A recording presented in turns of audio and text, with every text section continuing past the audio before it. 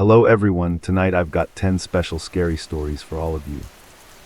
I know many of you watch these videos to fall asleep, so before that, make sure to like the video and subscribe to Creepy Sinister, and don't forget to comment below and tell me where you're from and what time you're watching. Now get comfortable and let's begin. Story 1. It was the first weekend in my new apartment in downtown Milwaukee that I spent completely alone. I thought the silence would be peaceful, until I realized it wasn't silence at all. I'd moved into the building 3 weeks earlier and I still didn't feel fully settled. It was a mixed-use place downtown, the kind with apartments stacked on top of street-level shops, except the boutique under my unit had been closed down for years. The front windows were covered in brown paper and the sign was faded like it had given up. At night, the whole block felt like it held its breath. My apartment was on the 3rd floor at the end of a long corridor that always smelled faintly like old wood and somebody's laundry detergent. The hallway lights were motion activated, so sometimes you walk out and the lights would come on in sections, one after another, like the building was waking up just for you. I didn't love that, but I told myself it was normal city living. People were always coming and going. I was 24 at the time, fresh out of a messy breakup, and I wanted a reset. The rent was cheaper than anything else I could find that close to my job, and the listing made it sound historic. That was code for old locks, uneven floors, and windows that rattled when a bus went by. Still, the place had good bones, and I liked being able to walk to coffee shops and the Riverwalk. The first couple weeks were fine. I'd come home, double-lock the deadbolt, set my phone on the counter, and try to convince myself I was okay living alone. The building wasn't fancy, but it felt safe enough. There was a main entrance downstairs with a keypad, and you needed a fob for the elevator. The stairs were open, though, and the back door to the alley had one of those push-bar exits that always seemed slightly loose. That weekend, my best friend was out of town, my coworkers were busy, and my family was hours away. I spent Friday night unpacking the last of my boxes and eating takeout on the floor because my couch hadn't arrived yet. Around 11 p.m., I showered, turned off the lights, and crawled into bed. I remember feeling proud of myself for not being anxious. I remember that because it didn't last.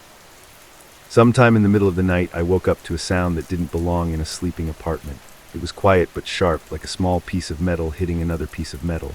Then there was a pause, then nothing. I sat up in bed, heart already beating too fast, and listened hard. I told myself it was the pipes. Old buildings made weird noises all the time.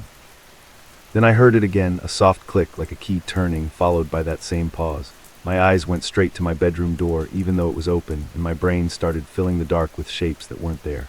I stayed frozen for a few seconds, just listening for footsteps. The only thing I heard was the hum of my fridge in the kitchen. I reached for my phone on the nightstand and checked the time. It was 1:43 a.m. My screen lit up my room just enough to make everything look even stranger. I didn't call anyone. I didn't even get out of bed right away. I just sat there with my thumb hovering over the flashlight button, trying to decide if I was being paranoid or if I needed to run. After a minute, I convinced myself it was the old deadbolt settling, like maybe it was loose and shifting in the frame. I noticed when I moved in that the deadbolt didn't feel smooth. Sometimes you had to jiggle the key a little, and the landlord had shrugged and said, "It's an older door," so I forced myself to lie back down. I didn't really sleep after that, though. I drifted in and out, listening for the next sound.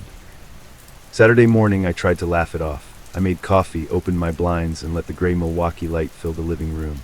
The alley behind the building was wet from overnight rain, and a couple pigeons were picking at something near the dumpster. I checked my front door and tested the lock a few times. It seemed fine. The deadbolt was still locked. The knob lock worked too. I went about my day like normal. I walked to a corner store, picked up a few groceries, and came back upstairs with my keys in my hand the whole time. I remember because I kept squeezing them, like holding onto them harder would make me feel safer. The corridor was empty when I got back. The motion lights flickered on as I walked, and when I reached my door, I looked down the hallway both ways out of habit. Nothing.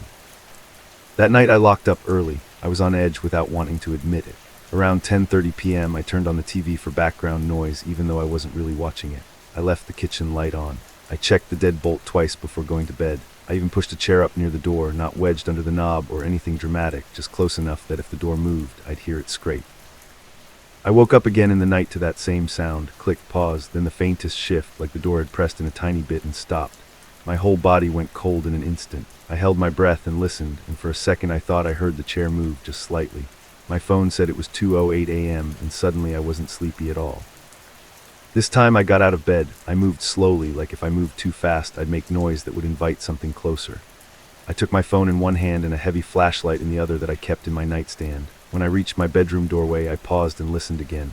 Nothing. No footsteps, no breathing, no whisper of clothes moving in the dark. I crept down the short hall to my living room. The TV was still on, muted, casting a flicker of blue on the walls. The chair I'd placed near the door was still there, but it was turned a little like it had been nudged. I couldn't tell if it was my imagination or not, but the sight of it made my stomach drop. I went right up to the door and put my ear against it. All I heard was the dull hush of the building. I checked the locks. The deadbolt was turned to locked. The knob lock was locked too. I tried the handle. It didn't move.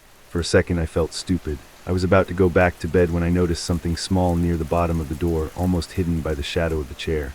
A tiny scuff on the fresh and light paint, like something hard had brushed it. The next morning I called the landlord. His name was Mark, and he was one of those guys who sounded friendly until you needed something, and then he became busy. When I told him my door sounded like it was unlocking at night, he chuckled and said deadbolts sometimes pop in old frames. I asked if anyone else had keys to my unit besides him. He said no, just him and me. I didn't like the way he said it, not because it sounded like a lie exactly, but because it sounded practiced. Like it was an answer he'd given before. I asked if the locks had been changed before I moved in. He said yes, of course, and told me not to worry. Before he hung up, he added, if it makes you feel better, I can swing by next week and look at the door. Next week felt like a lifetime away, so I did my own thing. I went to a hardware store and bought one of those cheap door alarms that sticks on with tape and screams if the door opens. I also bought a rubber wedge to jam under the door at night. It was a small comfort, but it was something I could control. Saturday evening I came home with a bag of supplies and took the stairs instead of the elevator. The stairs echoed in a way I wasn't used to yet, and I kept hearing my own footsteps like someone was behind me. When I reached the third floor, the corridor lights were off until I stepped into it. They blinked on, and the hallway looked empty and plain, just doors and beige walls. When I unlocked my door and stepped inside, the first thing I noticed was my kitchen. Not because anything was obviously wrong, but because my brain suddenly screamed that something was different. I stood still and stared at my counter. Right in the middle of it, beside my unopened mail, was a key. A brand new key, shiny like it had just been cut. I didn't move for a few seconds. My groceries hung from my hand like I'd forgotten what they were. I stared at that key like it might jump up and run away. Then I slowly set my bag down and walked closer. It wasn't my key. Mine was on a ring, scratched up, with a little black tag from the building office. This key was bare, clean, and placed with purpose. My first thought was that Mark had been in my apartment and left it there by accident, but I hadn't asked him to come and he'd said next week. Also, why would he leave a key on my counter like that? My second thought was worse, and it came with a hot rush of panic that made my hands shake. Someone had been inside while I was gone. Someone had wanted me to know it. I backed up and checked my apartment room by room, trying not to freak out. The bathroom was empty. The closet was empty. My bedroom was untouched. Nothing was missing. Nothing was overturned. It almost made it scarier because it meant whoever had been there didn't come to steal. They came to do something else. That's when I saw the note. It was tucked under the key, half hidden like it had been placed there after the key was set down. It was a small piece of white paper, ripped cleanly like it came from a notepad. The handwriting was neat, almost careful. I picked it up with 2 fingers like it might be contaminated. It said, you didn't have to wedge the chair like that. It scratches the floor. Also, you left your kitchen light on again. I read it twice, then a third time, like the words would change if I looked hard enough. My mouth went dry. That wasn't a random threat. It wasn't some sloppy scrawl. It was written like a roommate leaving a petty message. Like we'd been living together for months and I was the messy one. I stood there in the middle of my kitchen, staring at the note, and I felt exposed in a way I'd never felt before. Somebody knew what I did at night. Somebody knew the chair trick. Somebody knew about the kitchen light, which I hadn't even told anyone I left on. And that meant they weren't just guessing. They were watching. Or they were inside when I wasn't. Or both. I called the police. My voice sounded thin and shaky even to me. The dispatcher asked if someone was currently in my apartment, and I didn't know how to answer because I had no proof either way. I just kept saying, there's a key on my counter. I didn't put it there. There's a note. She told me to wait outside if I felt unsafe, so I grabbed my phone and my keys and walked into the hallway. I stood near the stairwell door with my back against the wall, listening to every sound. A couple minutes later, a neighbor opened their door across the hall and glanced at me like I was weird. I tried to smile, but it probably looked like a grimace. I watched the elevator light, hoping to see the police step out, but it stayed dark longer than I wanted. 2 officers finally showed up around 8:40 p.m. They were calm, almost too calm, like they'd rather be anywhere else. I led them into my apartment and showed them the key and the note. One of them picked up the key with a pen, like it was gross, and the other looked around my place with bored eyes. He asked if I had roommates, if I'd had friends over, and if I'd lost a key recently. I told him no to all of it. I told him I'd only been here 3 weeks. I told him I'd heard the lock at night twice and that I thought my door was being opened. He nodded like he believed me, but his tone didn't match. He asked if it was possible the key was mine and I'd forgotten.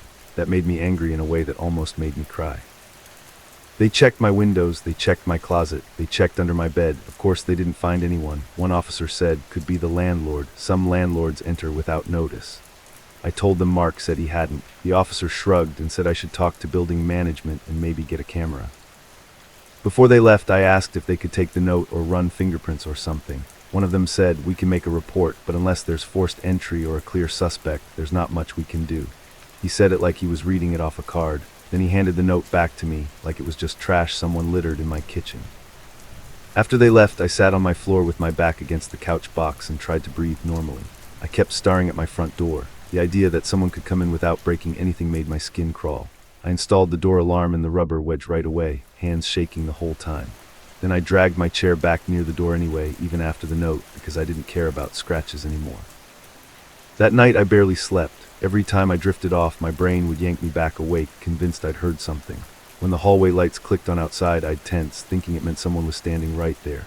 At some point, I checked my phone and saw it was 3:17 a.m. My eyes burned from exhaustion, but my fear kept me alert like caffeine. The next morning, I went to a store and bought a small indoor camera. Nothing fancy, just one that connected to my phone. I set it on a shelf facing my front door and angled it so it could see most of the living room. I didn't want to live like that, but I also didn't want to stay blind. Before I left for work on Monday, I tested it and watched myself walk out and lock up. Everything looked normal on the screen. Work felt like a blur. I kept checking the camera feed in the break room, half expecting to see my door swing open. It didn't. For hours, nothing happened. When my shift ended, I almost started to believe I was safe again. I remember even feeling embarrassed, like maybe I'd overreacted. Then I got home and saw the motion light in the hallway already on, even though the corridor was empty. That alone might not sound like much, but I had lived there long enough to know how long those lights stayed on. They didn't usually stay lit unless someone was moving. I stood near the elevator, staring down the corridor toward my door. The light farthest down by my unit was on, bright and steady, like someone had just walked past it, but I didn't see anyone. I walked toward my apartment slowly, trying to keep my keys from rattling. Every few steps, another light flickered on ahead of me, like I was chasing something that stayed just out of sight. When I reached my door, my stomach tightened so hard it almost hurt. The rubber wedge was still jammed under the bottom, exactly where I'd left it the night before. That meant the door hadn't opened, at least not fully. Inside, everything looked normal again, too normal. I went straight to the camera and checked the event history. My hands shook so much I had to steady the phone against my chest. There were no alerts, no motion, no recordings. It was like the apartment had been empty all day, like nothing had moved at all. But when I pulled up the live feed, I noticed something I hadn't noticed earlier. The camera angle was slightly different. Barely, but enough that the door frame on the edge of the screen looked shifted. I leaned closer and compared it to the little mark I'd made on the shelf with a pen to remember where it should sit. The camera had been moved a fraction of an inch.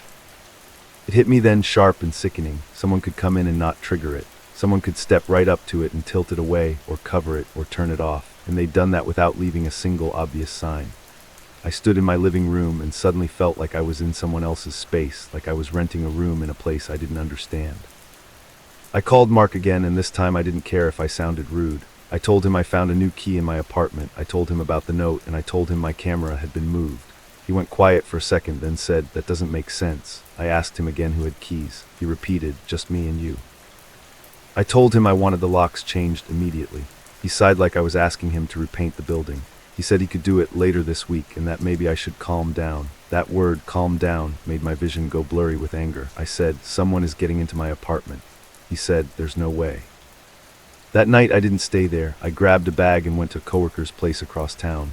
I left the camera running anyway, mostly because I could not know. I barely slept at my coworker, but it was a different kind of sleeplessness. It wasn't the terror of hearing my own lock click. It was the dread of waking up to proof. In the morning I checked the camera history. At first there was nothing. Then around 1:12 a.m. there was a recording. The thumbnail was dark, just the glow from my TV standby light. I tapped it, and my heart started pounding so hard I could hear it in my ears. The video showed my front door in the dark. For a few seconds nothing happened. Then the doorknob turned slowly, almost carefully. The deadbolt didn't move, but the knob lock did, like whoever was outside knew exactly how far they could go without making the alarm scream. The door pressed inward just a little until it hit the wedge and stopped. There was a pause, then right near the camera, a shadow moved across the wall. Someone was standing just out of view, close enough that their body blocked the hallway light leaking under the door. The camera didn't catch their face. It didn't even catch their shoes. It only caught the shadow and the slow, patient way the doorknob turned again, like they were testing it. Then the worst part happened. A hand reached into the frame from the side, close to the shelf, and the camera feed tilted down. Not enough to turn off, not enough to go black, just enough that the door moved out of the center of the shot. It was such a small, casual motion, like adjusting a picture frame, like they'd done it before and knew they had time. The video ended right after that because the camera angle changed and it didn't detect motion anymore. I stared at my phone for a long time, trying to breathe. I had proof now, but it didn't feel like relief. It felt like I'd just watched someone touch the outside of my life with their bare fingers. Someone who wasn't scared of getting caught. Someone who was comfortable. I showed the video to the police later that day. They took it more seriously this time, but even then it felt like they were still dealing with a problem they couldn't grasp. They came with me to the building and knocked on Mark's office door. Mark acted shocked and offended, like this was happening to him, not me. He still claimed he didn't know who it was and still claimed he was the only one with a key. One officer asked him about previous tenants, spare keys, locked changes, and maintenance copies. Mark's face got tight and he said they always handled that properly. The officer didn't argue, he just wrote things down. Then he told me quietly that I should stay somewhere else until the locks were changed and the building could be checked for unauthorized keys. He didn't promise they'd catch anyone. He didn't even sound confident. I broke my lease a week later. Mark tried to charge me fees, but once the police report existed and I started using words like unsafe entry, he backed off fast. I moved in with my cousin temporarily and found a new place in a different part of the city. For a while, I slept with my phone under my pillow and jumped every time I heard a keychain jingle in public. Months passed. I tried to let it fade into the past, like a bad story you tell at parties and then laugh off.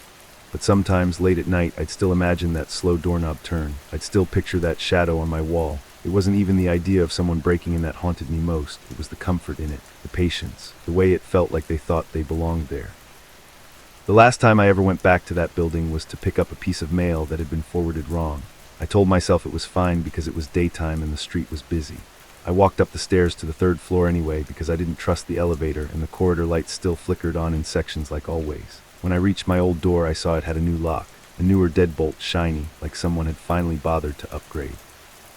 I turned to leave, and that's when I noticed something taped low on the wall near the baseboard, almost hidden behind where a potted plant used to sit. It was a small strip of paper, yellowed at the edges like it had been there a while. I peeled it off without thinking, and my stomach dropped as soon as I saw the writing. It was the same neat handwriting as the note from my kitchen. It only said, "You're hard to live with when you won't stay put." Story 2. Back in my night shift at a fast food place, it was boring until the headset started whispering my name when no cars were there. I worked the night shift at a gas station.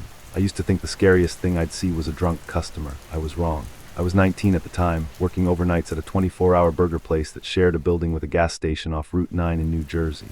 The whole thing sat in one of those depressing strip malls that looks abandoned even during the day. At night it was just me, the glow of the menu boards, and the fog that always seemed to roll in from nowhere and wrap itself around the parking lot. The restaurant itself was small. We had 4 booths, a counter, the fryers and grill, and the drive-through window that faced the back lot. The drive-through lane looped around the building, with the speaker and menu board out in the fog and a little black and white camera pointed at it. Inside, by the register, there was a small monitor that showed whoever pulled up to the speaker. The headset system was old and beat up, with duct tape wrapped around the battery pack, but it usually worked fine. On overnights, I was usually alone after about midnight. The manager would lock up the dining area doors, count the drawer, and leave me with a headset, a key, and a list of cleaning I never did. Nights were boring in a way that made you feel half asleep even when you were standing. I would pace between the fryers and the soda machine, wipe the same counters again and again, and sometimes lean on the counter scrolling through my phone. The only sounds were the low hum of the refrigerators, the buzzing of the old fluorescent lights, and the occasional car rolling past out on Route 9. When a car did actually pull into the drive-thru, the headset would beep and the monitor would switch from static to a washed-out image of headlights and a license plate. It was automatic, and I never really thought about how it worked. You just put the headset on and voices came through. The first time I heard it, it was one of those slow nights in late fall. It was cold and damp outside, and the fog was thick enough that I could barely see the edge of the parking lot lights. I was leaning against the stainless steel prep table, watching some stupid video on my phone, when the headset suddenly crackled. It sounded like a burst of static, so I glanced at the monitor, expecting to see a car. The The screen still showed the empty menu board and the white halo of the streetlight. No headlights, no movement. Then, through the static, I heard a whisper that was just clear enough to make my heart skip. It said my name. Malcolm. It was so soft that for a second I thought I imagined it. I pulled the headset away from my ear and looked around the empty store like there would be someone standing behind me playing a prank. The place was silent. I put the headset back on and said the usual line anyway, out of habit. I told the drive-thru, "Welcome, order when ready." Nothing responded. The channel stayed open with a faint hiss, then clicked off on its own. I waited a minute, watching the monitor. No car ever pulled up. Eventually I told myself it was radio interference or something and went back to my phone, but I kept the volume lower after that. A couple nights later it happened again, but worse. It was a little after 1 in the morning and I was refilling the sauce packets by the window. The fog outside was so thick it looked like someone had smeared white paint over the glass. The headset beeped in my ear and I turned to the monitor, expecting that sudden flash of headlights. The camera still showed the empty lane. I said the greeting again, and this time immediately there was that same whisper, just a little clearer. It said my name again. This time it added a word. Malcolm. Hey, I froze with a handful of barbecue packets in my fist. It did not sound like a normal customer. It sounded like someone standing right next to me trying not to be heard by anyone else. There was a weird breathy quality to it, like the speaker was too close to the mic.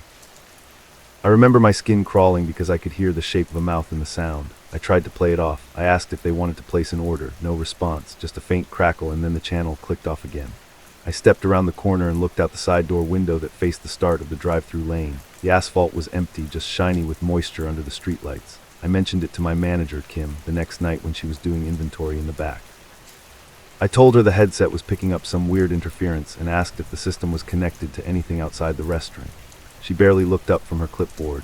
She told me it was probably some bored trucker on a CB radio catching our frequency or some kids with a scanner messing around in the lot. I asked if the camera would show them if they did that, and she shrugged. If they are not at the menu board, the camera will not catch them, she said. As long as they are not messing with the property, just ignore it. That was easy for her to say. She got to go home before midnight. After that, I tried to ignore it like she told me to. For a week or so, nothing happened. A few regulars came through during the night. A guy who worked security at the mall down the road. A woman in scrubs who always ordered black coffee and fries. The worst thing I dealt with was a couple of drunk teens who tried to order ice cream when the machine was already cleaned. I started to convince myself that I had just been tired and heard my own thoughts through the static or something stupid like that. Then the voice came back, and this time it did not just say my name. It was a Sunday night heading into Monday morning, which was usually the deadest shift of the week. The air in the restaurant felt stale, like the grease had soaked into the tiles. It was close to 2 in the morning when the beep sounded in my ear.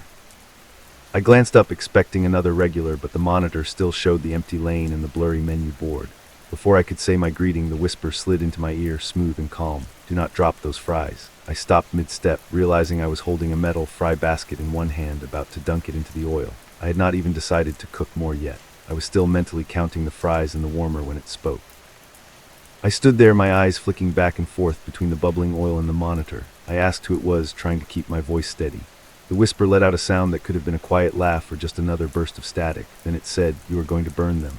The second it said that, the timer near the fryer beeped for the fries already in the oil. I jumped, almost dropping the basket. I lifted the headset off one ear and looked behind me like an idiot, even though I knew there was no one else there. When I put the headset fully back on, the channel was dead again. No crackle, no whisper, just the faint hum of the store. That was the first time it said something about what I was doing, and it freaked me out more than hearing my name. If it had just said something random, I could write it off as interference. But it knew I was standing there about to cook more fries, and that detail stuck in my head. For the rest of the shift, I caught myself moving slower, aware of my own body like someone was watching me from a place I could not see. I found myself glancing up at the ceiling corners, at the little dark dome of the security camera over the back door, and even at the drive-through menu board on the monitor, like I would suddenly catch eyes staring back at me. Over the next couple of weeks, it happened more often, and the timing was always the same. It never came when there was actually a car in the lane. It never cut in over a real customer. It only spoke when the monitor showed an empty drive-through and the channel should not have even been open. Sometimes I would hear a faint hiss, and then the whisper would say simple things. "Do not forget to lock that door. You are going to spill that. You are going to drop your phone." Little things that, if you wanted to, you could call coincidences. But most of the time, whatever it said, I did without thinking a few seconds later. I would reach for the back door to check if it was locked, or my phone would slip in my hand. It was like it was half a step ahead of me. One night, around 3 in the morning, it changed from annoying to something else. The fog outside was so thick that when I looked out the drive-through window, the parking lot lights were just fuzzy orbs. I was wiping down the metal counter by the window, thinking about closing early just to get out of there when the headset beeped. I checked the monitor. Empty lane. I waited, my stomach already tight, and it did not make me wait long. "Do not look at the window," the voice whispered. This time there was no question that it was a voice. It was low, calm, and sounded like it was right next to my ear inside the headset. I did what anyone would do. I slowly turned my head and looked right at the window. There was nothing there at first, just my reflection in the glass and the white blur of fog pressed up against the outside. Then, as my eyes adjusted, I realized there was a darker shape in that fog. It was not sharp enough to make out details, but it was tall and standing close to the glass, like someone standing just on the other side of the window, motionless. The hairs on my arms raised. Before I could move, the voice in my ear said, a little sharper, "I told you not to." I stumbled back away from the window, my heart hammering so loudly that I could hear my pulse in my ears. I grabbed the long metal pole we used to change the letters on the sign, even though I knew it would not do much against anyone. I forced myself to step closer again and look out, this time cupping my hands around my face to block the reflection. The shape was gone. The fog outside looked normal again, just swirling in the glow of the lot lights. I checked the monitor to see if maybe the camera picked up anyone walking away from the window. The screen showed only the menu board and a slice of the lane. No figures, no movement. I ended up walking the inside perimeter of the store, checking every door and lock twice. The back door, the side door by the dining room, and the entrance from the gas station side are all locked. I even opened the safe door just to have something solid between me and the outside world. After that night, I stopped brushing it off as some bored kid with a radio. I started coming into work already nervous, scanning the ceiling, the corners, and the lanes outside before I even put the headset on. I asked Kim if any other night shift workers had heard anything weird on the system before, but the only other overnight person had quit a month earlier without giving a reason. She rolled her eyes at me and told me I was creeping myself out. She said if I was that scared, I could turn the headset off when it was really dead and just keep an eye on the monitor.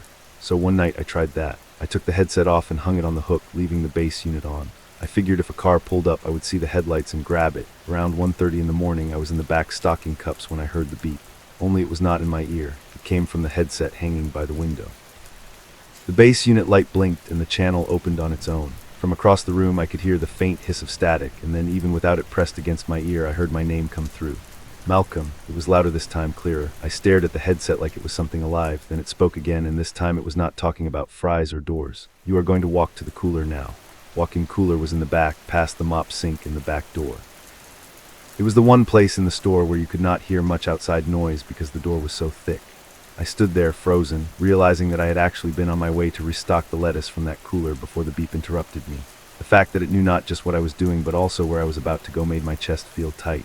I walked over and picked up the headset with shaking hands. I told it to stop. I told it to leave me alone. There was a pause, then the whisper came again, a little softer. "If you go, you're going to see him." I think that was the first time it referred to anyone else. Him, not me, not you. I did not ask who it meant. I yanked the power cord out of the base unit and the light went out. The static cut off mid-hiss. The store suddenly felt too quiet, like I had removed the only thing that made noise. I stood there for a minute, breathing hard, listening for anything outside. Nothing. Eventually, I forced myself to go to the cooler anyway because the idea of being scared away from a refrigerator by a voice felt stupid. When I opened it, the blast of cold air hit me and cleared my head a little. The cooler was empty except for stacked boxes and bins. No him, no one at all. Still, I grabbed what I needed as fast as I could and left, making sure the heavy door clicked shut behind me. I lasted maybe another week at that job before everything came to a head. The night that finally made me quit started out the same as every other. It was a Tuesday going into Wednesday. The fog was thick, the store was empty, and I was alone. I had plugged the headset back in because Kim said I had to, but I kept the volume as low as I could while still being able to hear customers. It was close to 2:30 in the morning when the beep sounded again. I glanced at the monitor. Empty lane. My stomach dropped. I waited, but this time there was no whisper. Just a low crackle. I almost relaxed, thinking maybe it was just a glitch, when the voice came through louder and clearer than it ever had before. It did not whisper my name. It recited my address. Hearing your home address said out loud in your ear in an empty building in the middle of the night is a feeling I cannot really describe. It felt like the floor dropped out from under me. It said the number, the street, the town, and then after a pause it said my apartment number. I did not even know anyone at work who knew my apartment number. I whispered, asking how it knew that. The voice ignored my question, kept talking in that same calm tone. "Lights are off in your living room," it said. "Curtains closed. Your brother is asleep on the couch." My younger brother had been crashing with me for a few weeks. That night when I left for work, he had been stretched out on my couch with a blanket, watching some late-night show. It was exactly the kind of detail you would only know if you were there. I felt sick. I told myself it was a lucky guess, but my hands were shaking so badly that I had to brace myself on the counter. Then it said something that made my heart slam against my ribs. "The door is not locked. I always locked my door. It was a habit." but in that moment, standing in that small pool of fluorescent light with the fog pressing against the windows, I could not remember if I had that night. I tried to think back to leaving my apartment, to the feel of the deadbolt turning under my hand, and came up blank. I pulled my phone out and called my brother. It rang, and each time it went to voicemail, the voice in my ear gave a soft, almost laugh. I ended up calling 911. I sounded crazy, telling the operator that I was hearing someone talk about my apartment through my work headset, but she sent a patrol car anyway. While I waited, the voice kept providing a calm play-by-play in my ear. He is still asleep.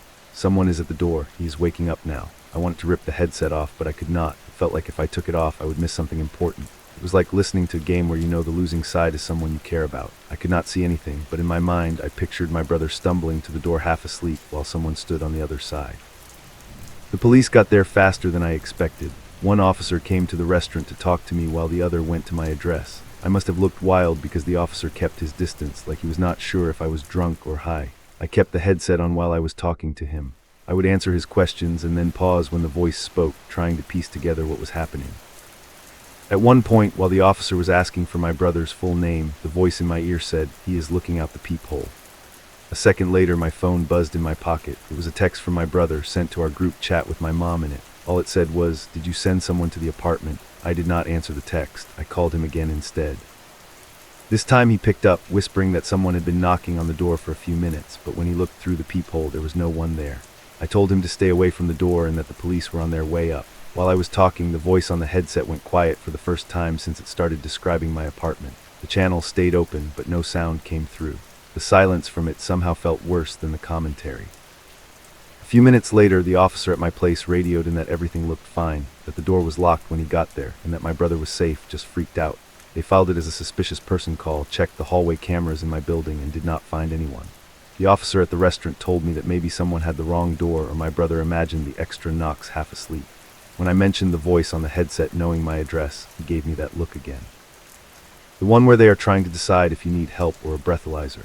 He suggested the drive-through system might have been hacked or picking up something from a nearby business. There was nothing he could write that on, so eventually they left. The whole time, the headset stayed quiet, like whatever was on the line had gotten bored now that other people were involved. I quit 2 days later. I did not give a notice. I just left my uniform on the hook in the back room and dropped the store key on the counter. Kim called me a few times asking what happened, and I told her I could not work overnights anymore. I never mentioned the voice again.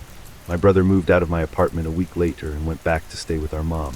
He said he felt weird in my place at night now, like someone was standing in the hallway outside the door listening. I started sleeping with my phone on loud and my couch pushed up against the front door, even though I knew it would not stop much. I still live in New Jersey and I still drive down Route 9 sometimes. The strip mall is still there. The gas station is under a different brand now and the burger place changed names, but the drive-through lane is the same. There is still a menu board out in the fog and a little camera pointed at it. I have never gone back inside, but a couple months ago I stopped at the light by the entrance late at night. The fog was low, hugging the ground, and I could see the faint green glow of the menu board through it. I realized I was holding my breath. That was when the Bluetooth system in my car crackled for half a second. Even though my phone was not connected, it was probably nothing. Just interference or my car picking up some stray signal from the gas pumps or the radio tower down the road. That is what I tell myself, but for that split second, it sounded exactly like that old headset clicking on. The same short hiss, the same crackle. And in that half a second before the sound cut off, I could have sworn I heard a familiar voice start to form a word in my ear. Not my name this time, but the beginning of something else. I did not wait to find out what. The light turned green, and I drove past that foggy strip mall without looking at the drive-through window, trying not to think about who might be wearing that headset now and what the voice is telling them. Story 3. This happened during the night I took the wrong turn outside Kearney, Nebraska. Everyone was afraid of what was outside, but my fear came from inside my own house. I'm telling this now because it still doesn't feel real when I replay it. I was 26 at the time, living in a small rental on the edge of town, the kind of place with beige carpet and thin blinds that never fully close. I worked a late shift at a warehouse off the interstate, and my routine was always the same. Clock out, grab something cheap to eat, and take the quickest way home. I'd done that drive so many times I could have done it with my eyes closed, which is probably why I didn't notice right away that I'd missed my last exit. It was a weeknight in early fall, when the air is cool but not cold yet, and the cornfields are tall and dry. I remember being tired in that dull, heavy way where you're not sleepy, just worn out. My phone battery was low because I'd been listening to music on the way to work, and I hadn't bothered charging it during my shift. When I looked down and saw the battery icon was red, I told myself it was fine. It was only a 15-minute drive. I passed my exit and realized it right as the ramp disappeared behind me. For a second I considered taking the next one, but the next exit on that stretch was a ways off. I didn't want to backtrack, so I did what I always did when I got lazy and overconfident. I took the next right turn the GPS suggested, the one that promised a faster route through a rural cut-through road I'd never used. At first it didn't seem that bad. The two-lane highway narrowed down, the streetlights thinned out, and the radio started picking up static. It wasn't scary yet, just empty. The kind of empty that makes you feel like the world is holding its breath. The cornfields on both sides were so tall they formed black walls, and every once in a while the wind would push through them and make that dry, whispering sound. A few minutes in, the road turned into a single lane, one of those narrow county roads with no shoulder and deep ditches on both sides. My headlights were basically the only light around. I tried to check my phone for the map again, but my service bars were gone. No service at all. That's when I noticed headlights behind me. First, I didn't think much of it. It's Nebraska and people drive back roads all the time. I figured it was a farmer heading home or someone who took the same shortcut. The thing was, the car stayed behind me. Not close enough to be tailgating, but not far either. Just there. Always the same distance, like a string connected us. I sped up a little, mostly without thinking, just wanting to get back to familiar roads. The headlights behind me sped up too. I slowed down to a more normal pace, and they slowed down in the exact same way. It wasn't dramatic, like they were trying to run me off the road. It was worse than that because it felt controlled, like they were watching how I reacted. The road kept going, dead straight through the fields, and I had this stupid hope that they'd turn off onto a side road. But there weren't any side roads, no driveways, no houses, nothing but corn, dark sky, and my headlights reaching into the next stretch of emptiness. The longer it went on, the more it started to feel like the car wasn't just following the road. It was following me. I tried to tell myself I was being paranoid. My brain kept offering normal explanations, but none of them felt right. If they were just another driver, why not pass me? The road was narrow, yeah, but there were straight stretches where they could have gone around if they really wanted to. Instead, they kept that steady distance, like they were waiting for something. I tested it. I let my foot off the gas until I was crawling, way slower than anyone would drive unless something was wrong. I expected them to get annoyed and go around. They didn't. Their headlights dipped like they were slowing down too. The distance stayed the same. That was the first moment my stomach actually dropped. My hands tightened on the steering wheel. I glanced in my rearview mirror, trying to make out the shape of the car, but the headlights were too bright. All I could see was the glare and the faint outline of a hood. I couldn't see the driver at all. The inside of their car was completely dark, which felt deliberate. I told myself I'd just turn around. If I couldn't get home, I'd go back to the interstate. But turning around on that road wasn't simple. The ditches were deep and the cornfields were right there, and I didn't want to risk getting stuck.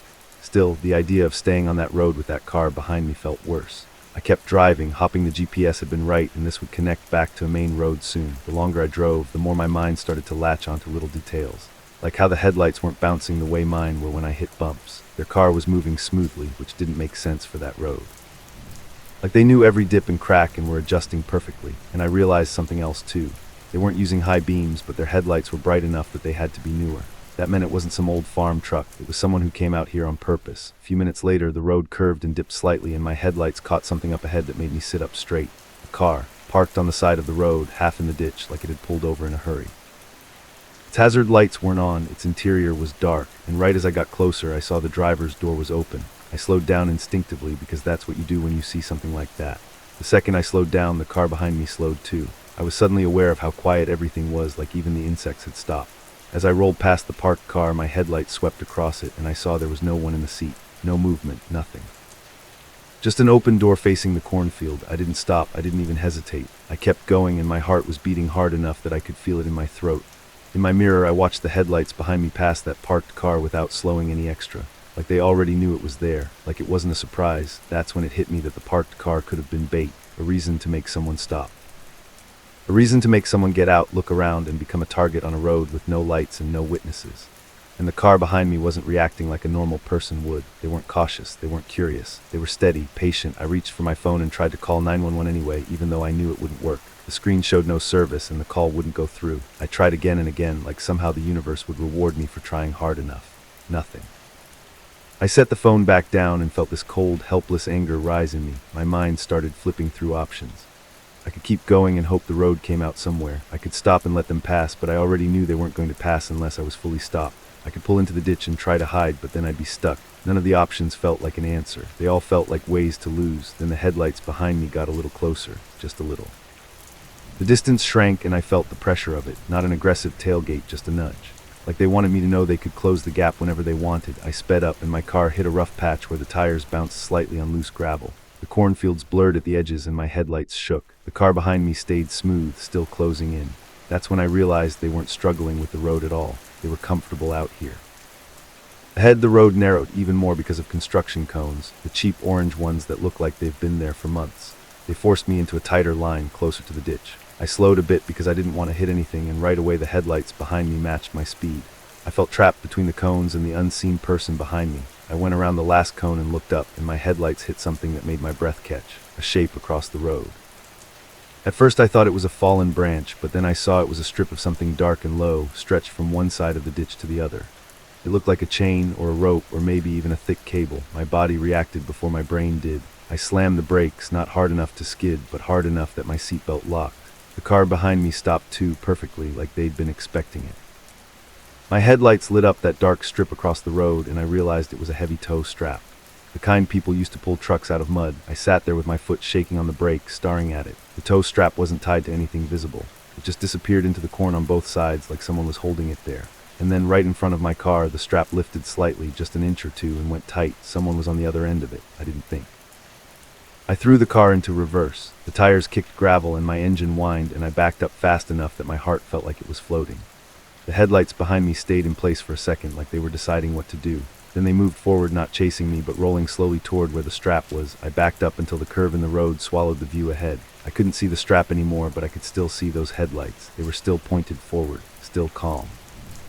Like the plan hadn't failed, it had just changed. My mind screamed one thing over and over: don't stop. I spun the wheel hard and tried to turn around right there on the narrow road.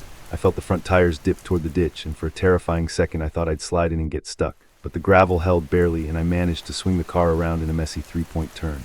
My headlights flashed across the corn, and for a split second I saw movement in the field. A silhouette low and quick, like someone crouching. When my car finally faced the way I'd come, I hit the gas.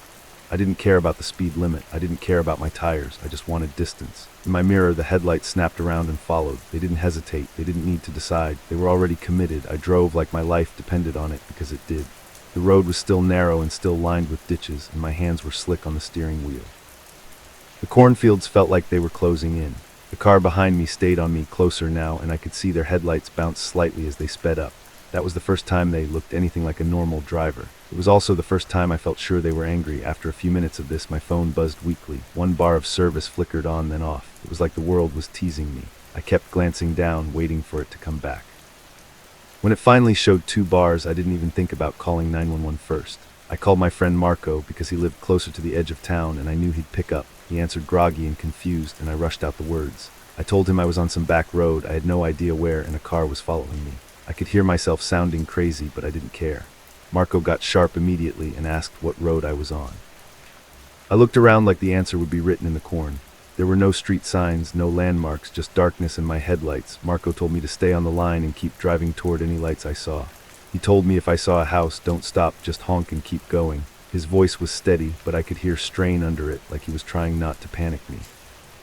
While he talked, the headlights behind me stayed close, and every time I slowed slightly for a bend, they slowed too, like they were waiting for the moment I messed up. Finally, up ahead, I saw it. A faint glow low on the horizon. It wasn't bright, but it was something. My chest tightened with hope. I drove toward it like it was a lifeline, and as I got closer, the glow turned into a set of lights. A farmhouse, maybe, or a small building with a yard light. I didn't stop there.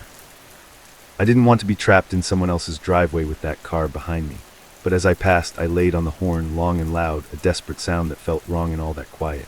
The lights in the building didn't change. No door opened. No silhouette appeared in a window. It was like the place was empty, or whoever was inside didn't want to get involved. A minute later, I reached a wider road, one that felt closer to a main route.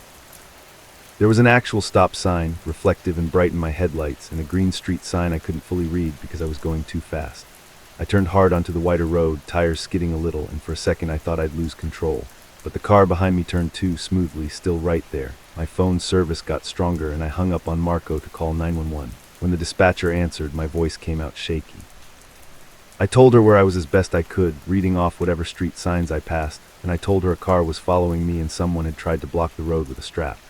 The dispatcher asked calm questions, like what kind of car it was and what direction I was going, and I kept saying I couldn't see, I just saw headlights. She told me a deputy was being sent, but her tone had that familiar, slow patience, like she didn't fully believe me. She told me not to stop, to drive toward town, and to keep my doors locked. I almost laughed at that last part because my doors had been locked the whole time, like that meant anything against someone who was determined. I drove until I saw the first real sign of civilization, a small gas station near a county intersection, the kind with bright fluorescent lights and a single pump island. It wasn't even open, but the lights were on, and there was a security camera mounted above the door. I pulled into the lot fast and parked right under the lights, right in the camera's view. I stayed in the car, engine running, and waited. The headlights behind me rolled into the lot and stopped at the edge, just outside the brightest circle of light. For the first time, I could see the shape of the car clearly. It was a dark SUV, newer, clean, with tinted windows. It just sat there, idling like it was thinking. I kept my phone up, ready to record, but my hands were shaking too much to hold it steady. I watched the SUV's headlights, waiting for it to pull forward or for a door to open. Nothing happened. It just sat, and the longer it sat, the more my skin crawled. It felt like a stare you could feel on the back of your neck. Then, slowly, the SUV backed up. It didn't turn around like someone giving up. It backed up in a straight line, like it didn't want to commit to any sudden movement. Then it turned and drove away, disappearing back into the dark road it had come from. I stayed there under the gas station lights until a deputy finally arrived, and by then my mouth was so dry it hurt to speak. The deputy was a tired-looking guy with a soft Nebraska accent. He asked what happened, and I told him everything, from the moment I saw the headlights to the tow strap across the road. Nodded, but his eyes kept drifting away, scanning the quiet roads like he expected to see something that wasn't there. He told me they'd checked the area, but that it was hard to find someone when you couldn't give a license plate or a clear description. He said could have been kids messing around, in a tone that made my jaw clench. I drove home behind the deputy for a while, and when we got closer to town, he turned off toward another route. He told me to call again if anything happened, and that was it. Escort all the way to my door, no extra patrol, just the same thin layer of safety you're supposed to feel from a badge. I got home and sat in my driveway with my headlights off, just listening. My neighborhood was quiet, normal, and peaceful in that late-night way. I went inside, locked the deadbolt, and checked every window like I'd suddenly become a different person. I tried to calm down by telling myself it was over. It was just a random creep on a back road. I'd made it home. End of story. But later that morning, when the sun was up and the fear felt stupid and far away, I went outside to grab something from my car. That's when I saw it tucked under my windshield wiper. A small piece of paper, folded once like someone had left me a receipt. It wasn't a receipt. It was a neat strip torn from a notepad, and it had one sentence written in black ink: "You weren't supposed to turn around." I stood there in my driveway, staring at it until my eyes burned. The paper was dry like it hadn't been there long, and when I looked up down the street toward the main road, I saw a dark SUV rolling by slowly, windows tinted, not stopping, not speeding, just passing like it belonged there. I couldn't see the driver's face, but I didn't need to. I still live in Nebraska, but I don't take shortcuts anymore, and I don't drive anywhere without my phone charged. Sometimes when I'm lying in bed and the house is quiet, I think about that tow strap lifting in my headlights like someone testing the tension. And every once in a while, when a pair of headlights stays behind me a little too long, I feel my throat go tight because I remember exactly how patient they were. Story 4. This happened on a cold winter weather delay at Denver International Airport night. I thought the tapping on my window was just branches, but it was. I was in my mid-20s, flying home to the East Coast after a work trip that went longer than it was supposed to. Denver was a layover, not a destination, but a nasty storm rolled in and turned the whole place into a waiting room. Every monitor around the terminal showed the same word beside my flight: DELAYD. The air smelled like coffee that had been burned hours ago, and the airport lighting made everything look pale and tired, like the whole building needed sleep. I drifted away from the busier gates because the crowd noise was starting to get under my skin. Families were spread out on the carpet with blankets and neck pillows. People were arguing with airline staff, and every few minutes some announcement would crackle overhead and make everyone look up like it might finally be their turn. I found a quieter corner near gate C12, where the seats were mostly empty and the big windows looked out at the dark tarmac. Outside, snow kept sweeping sideways under the floodlights, making the planes look like they were sitting in a snow globe. I settled into a seat near the window and tried to kill time on my phone, but the signal kept dipping and my battery was dying faster than usual.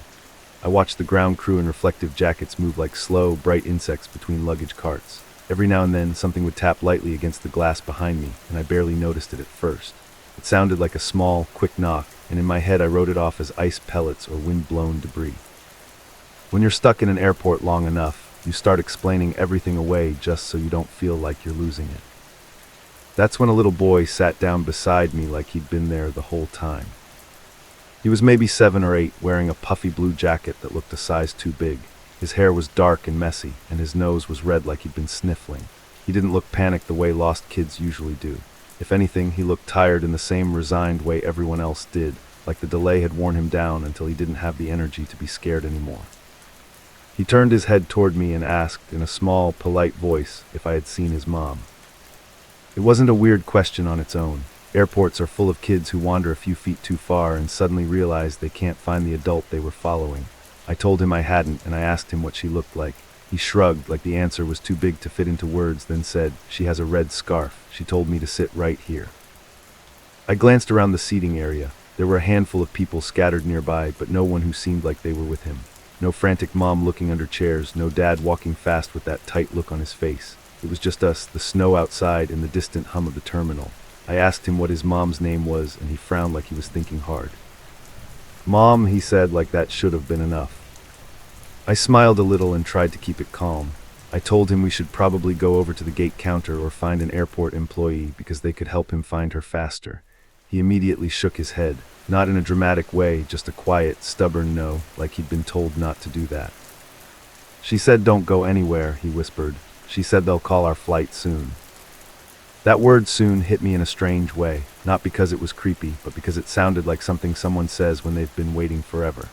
I looked up at the monitor above gate C12, and it didn't even list a flight boarding there anytime soon. It showed cancellations and delays for other gates, and gate C12 was blank, like it was between assignments. I checked my phone again and saw the time, just after 1:30 a.m., and I remember thinking, what kid is still awake in an airport at this hour? I asked him where they were flying to, trying to keep it casual. He said a city name so softly I almost didn't catch it. When I asked him to repeat it, he did, a little clearer, and I felt my brow tighten because it sounded like a destination that didn't make sense for the gate we were at. I told myself I was overthinking it. Maybe they'd been moved around by the airline like everyone else. He was holding a crumpled boarding pass in his small hand. It looked like he'd been twisting it over and over, the way kids do when they don't know what to do with their hands. I didn't ask to see it right away. That felt too personal. But I watched his fingers and noticed the paper was older than it should have been, like it had been handled too much, creased and smoothed and creased again. The printing on it looked faint, not crisp like fresh tickets usually do. Another light tap hit the glass behind us, close enough that I felt it in my shoulders. The boy didn't react at all. I turned and looked out the window, expecting to see ice hitting the glass or maybe a piece of equipment moving. There was nothing close enough to make that sound. Just wind-driven snow and the distant shapes of planes parked at odd angles, their tails looming like shadows. When I turned back, the boy was looking straight at me, and his eyes seemed too serious for his face. "Do you think she forgot me?" he asked. That question landed heavy. I leaned closer and told him no, of course not, and that moms don't just forget their kids. I told him we'd figure it out together, and I tried to soften my voice the way people do with children. He nodded, but his expression didn't change. He just stared past me, toward the gate area, like he was waiting for something that wasn't coming. I finally asked if I could see his boarding pass, just to help, just to check what flight number it was so I could ask someone. He hesitated, then slowly held it out. The paper felt strangely cold when I took it, like it had been sitting near a vent or pressed against the window. I looked down at it, expecting a standard barcode and a name. The first thing I noticed was the date. It wasn't for today or even for this week. It was printed for a day in the past, and not a small past like last month or last year. It was years ago. The year alone made my stomach drop in a quiet, confused way, like my body reacted before my mind could explain it. I read it again, thinking maybe my eyes were tired or maybe the ink had smudged into the wrong number. But it was clear. The boarding pass was dated for a flight that, according to the monitors in the terminal, didn't even exist anymore. I looked up at the big screens nearby and I typed the flight number from the boarding pass into one of the information kiosks. It took a second to load and I held my breath without meaning to. When it finally pulled something up, it didn't show a current flight status. It showed nothing for today. Instead, it suggested an archived result, like it was digging up something old. I clicked it and a headline popped up from an old news page. It said the flight had crashed. Not delayed, not rerouted, crashed years ago. My mouth went dry so fast it felt like my tongue stuck to the roof of it. I stared at the screen, scrolling without really seeing, catching words like fatal, storm, and no survivors. I didn't even register the details at first because my brain kept snapping back to the fact that a little boy was sitting beside me with a boarding pass for a crash that, according to this kiosk, had happened when he should have been gone. I turned slowly, like I was afraid of what I'd see. He was still there, sitting perfectly still, his feet not touching the floor because the chair was too tall. He looked exactly the same as he had a few minutes ago, sniffling, tired, polite, but something about him felt different now that I'd read that screen. Not like he'd changed, but like I had, and now I could see him in a way I couldn't before. I tried to speak and realized my voice wasn't working right. When I finally managed it, I asked him, as calmly as I could, what his name was. He blinked a couple times, like the question was far away. "Evan," he said. I asked him how long he'd been waiting. He looked toward the gate again, then back at me, and his lower lip trembled a little. "A long time," he said. "It's cold." Before I could answer, that tapping came again, louder this time, not like ice or debris. 3 quick knocks right on the glass behind us like knuckles. The hair on my arms stood up instantly. I spun around, staring out into the snow and the darkness beyond the floodlights. There were no people out there, no ground crew near the window, nothing close enough to reach it. The tapping came again, and this time it was lower on the glass, like someone was standing outside at the edge of the window line, knocking from a place where no one should have been able to stand. When I turned back, Evan's eyes were fixed on the window, not on me. His face looked blank, but his shoulders had tightened. "She's here," he whispered. I didn't ask what he meant. I didn't want to. My brain was trying to find a normal explanation, any explanation, and it kept failing. I told him we were going to find an airport employee right now. I didn't phrase it as a suggestion. I stood up and reached for his hand. His hand was colder than it should have been.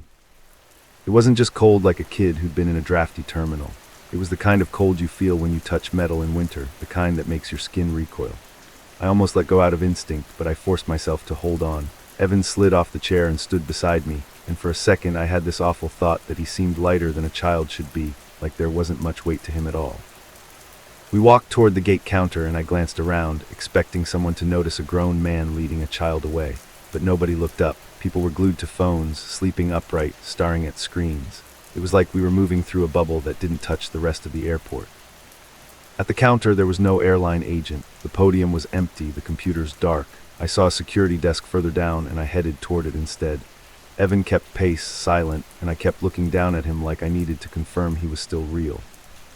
When we got closer, I saw a security officer sitting behind the desk, scrolling on his phone. I waved and said, maybe too loudly, that there was a lost kid who needed help. The officer looked up with that annoyed expression people get when they've been sitting too long and someone adds a problem to their night. He stood, came around the desk, and looked down at Evan. For a second, I expected him to soften. Most people do when they see a kid alone, but his face didn't change at all. "What kid?" he asked. I felt my stomach flip. I looked down. Evan was gone. It wasn't like he'd slipped away in a crowd. There was no crowd. It was a wide, open stretch of terminal with maybe 10 people within sight, all in their own worlds. I looked behind me toward the seats near gate C12, and my skin went hot and cold at the same time. Evan was back in the chair, sitting exactly where he'd been before, facing the window like he'd never moved. I stammered, trying to explain what I meant, pointing at him. The security officer followed my finger, squinting down the terminal. Then he shook his head like I was messing with him. "There's nobody there," he said flatly. I started to feel dizzy. I walked past the officer without thinking, moving faster now, almost jogging back toward gate C12. My heart was pounding in my throat, and every rational part of me was screaming that this couldn't be happening. The closer I got, the more I prayed I'd find an empty chair and realize I'd hallucinated the whole thing. But Evan was still there. And now he wasn't alone. A woman was standing near the window behind him, just on the other side of the glass. At first glance, my brain tried to make her into something normal, an airport worker outside, a ground crew member, someone who'd wandered close. But she wasn't dressed like anyone who should have been on the tarmac. She wore a long coat and a bright red scarf that fluttered slightly in the wind, even though she was behind the glass and the wind shouldn't have touched it. Her face was pale, and her eyes were locked on Evan. And her hand was raised, tapping softly against the glass in a steady rhythm, like she was calling him over. I stopped so hard my shoes squeaked on the tile. Evan turned his head toward me, and his expression changed for the first time. He looked relieved, like he'd been waiting for permission. "She found me," he said. I wanted to grab him, I wanted to run, I wanted to scream for security, for anyone, but the words stuck. because the woman's eyes shifted from Evan to me, and when she looked at me, it felt like stepping into a colder room. Her gaze wasn't angry, it wasn't even threatening. It was empty, like there was nothing behind it except the idea of getting her child back. Evan slid off the chair again. This time I didn't touch him. My arms wouldn't move. I watched him walk toward the window, toward the woman's tapping hand. Each step he took felt wrong, like a movie playing at the wrong speed.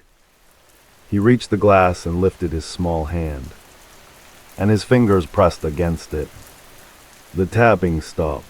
For a second, everything in that corner went quiet, like even the airport noise had dimmed.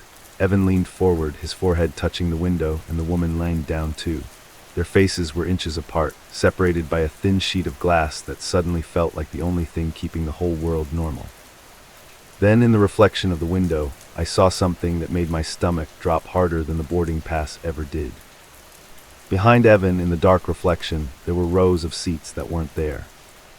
It looked like the inside of an airplane cabin. Old-fashioned seats, dim overhead lights, a narrow aisle, and the people in those seats were sitting perfectly still, their heads tilted in strange angles like they were asleep in the worst possible way.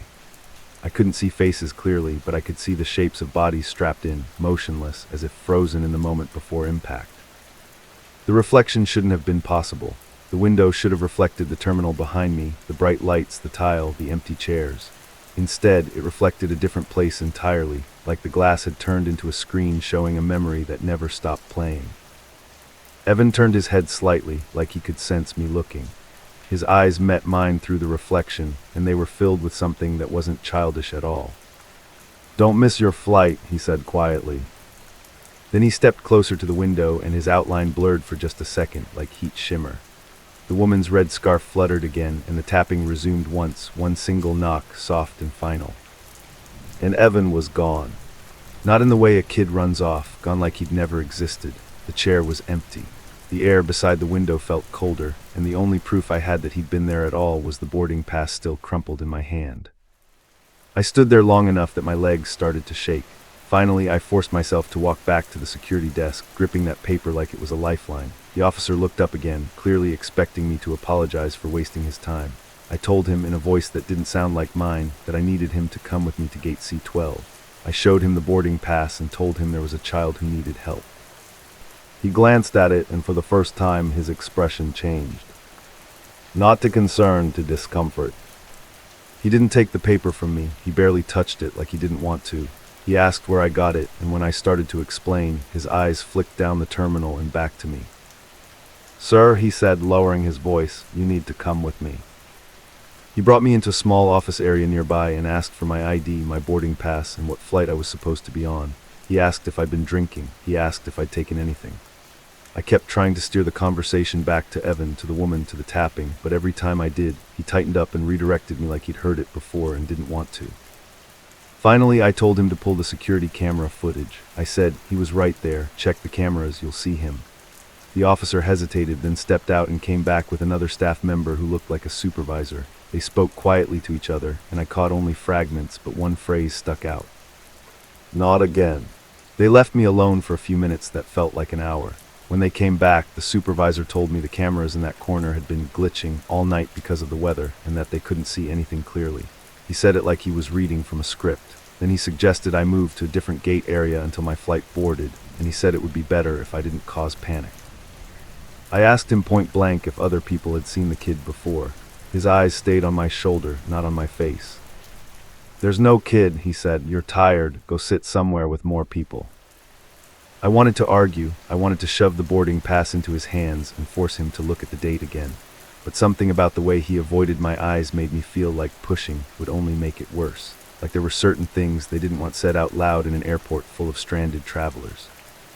So I did the only thing I could do. I walked away.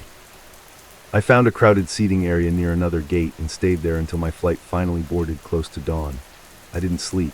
Every time someone's child walked by, I flinched. Every time I heard a soft knock or tap, someone tapping a phone screen, a suitcase bumping a chair, I felt that cold rush in my chest. When I finally got home, I looked up the crash again, this time on my own laptop in my own apartment where the silence felt safer. The articles were real. The date matched the boarding pass. The photos showed a wreckage field in snow, lit by emergency lights, the kind of scene you only ever see on the news. One detail hit me so hard I had to sit back. Among the list of victims, there was a child named Evan, and beside his name, in a small paragraph that felt like an afterthought, it mentioned that his mother had been identified by a red scarf found near her seat. I keep that boarding pass in a drawer now, folded inside an old receipt so I don't have to look at it every day. I've never shown it to anyone because I'm not sure what I'd even say. But sometimes, when I'm on a late flight and the terminal gets quiet, I'll hear a soft tapping against a window somewhere down the hall, steady and patient like someone been waiting a long time. And every time I hear it, I can't help wondering if Gate C12 is still calling flights that will never land. Story 5. During the weeks after my breakup, I was staying in a basement apartment. At first the noises upstairs seemed normal, until I realized they weren't coming from upstairs. I was 26, living in Mesa, Arizona, and I was doing that thing where you pretend you're fine by staying busy every second of the day. My basement apartment was part of a split-level house near a quiet suburb, the kind with trimmed gravel yards and HOAs that send letters about trash cans. I had the place to myself, but it still didn't feel like my place.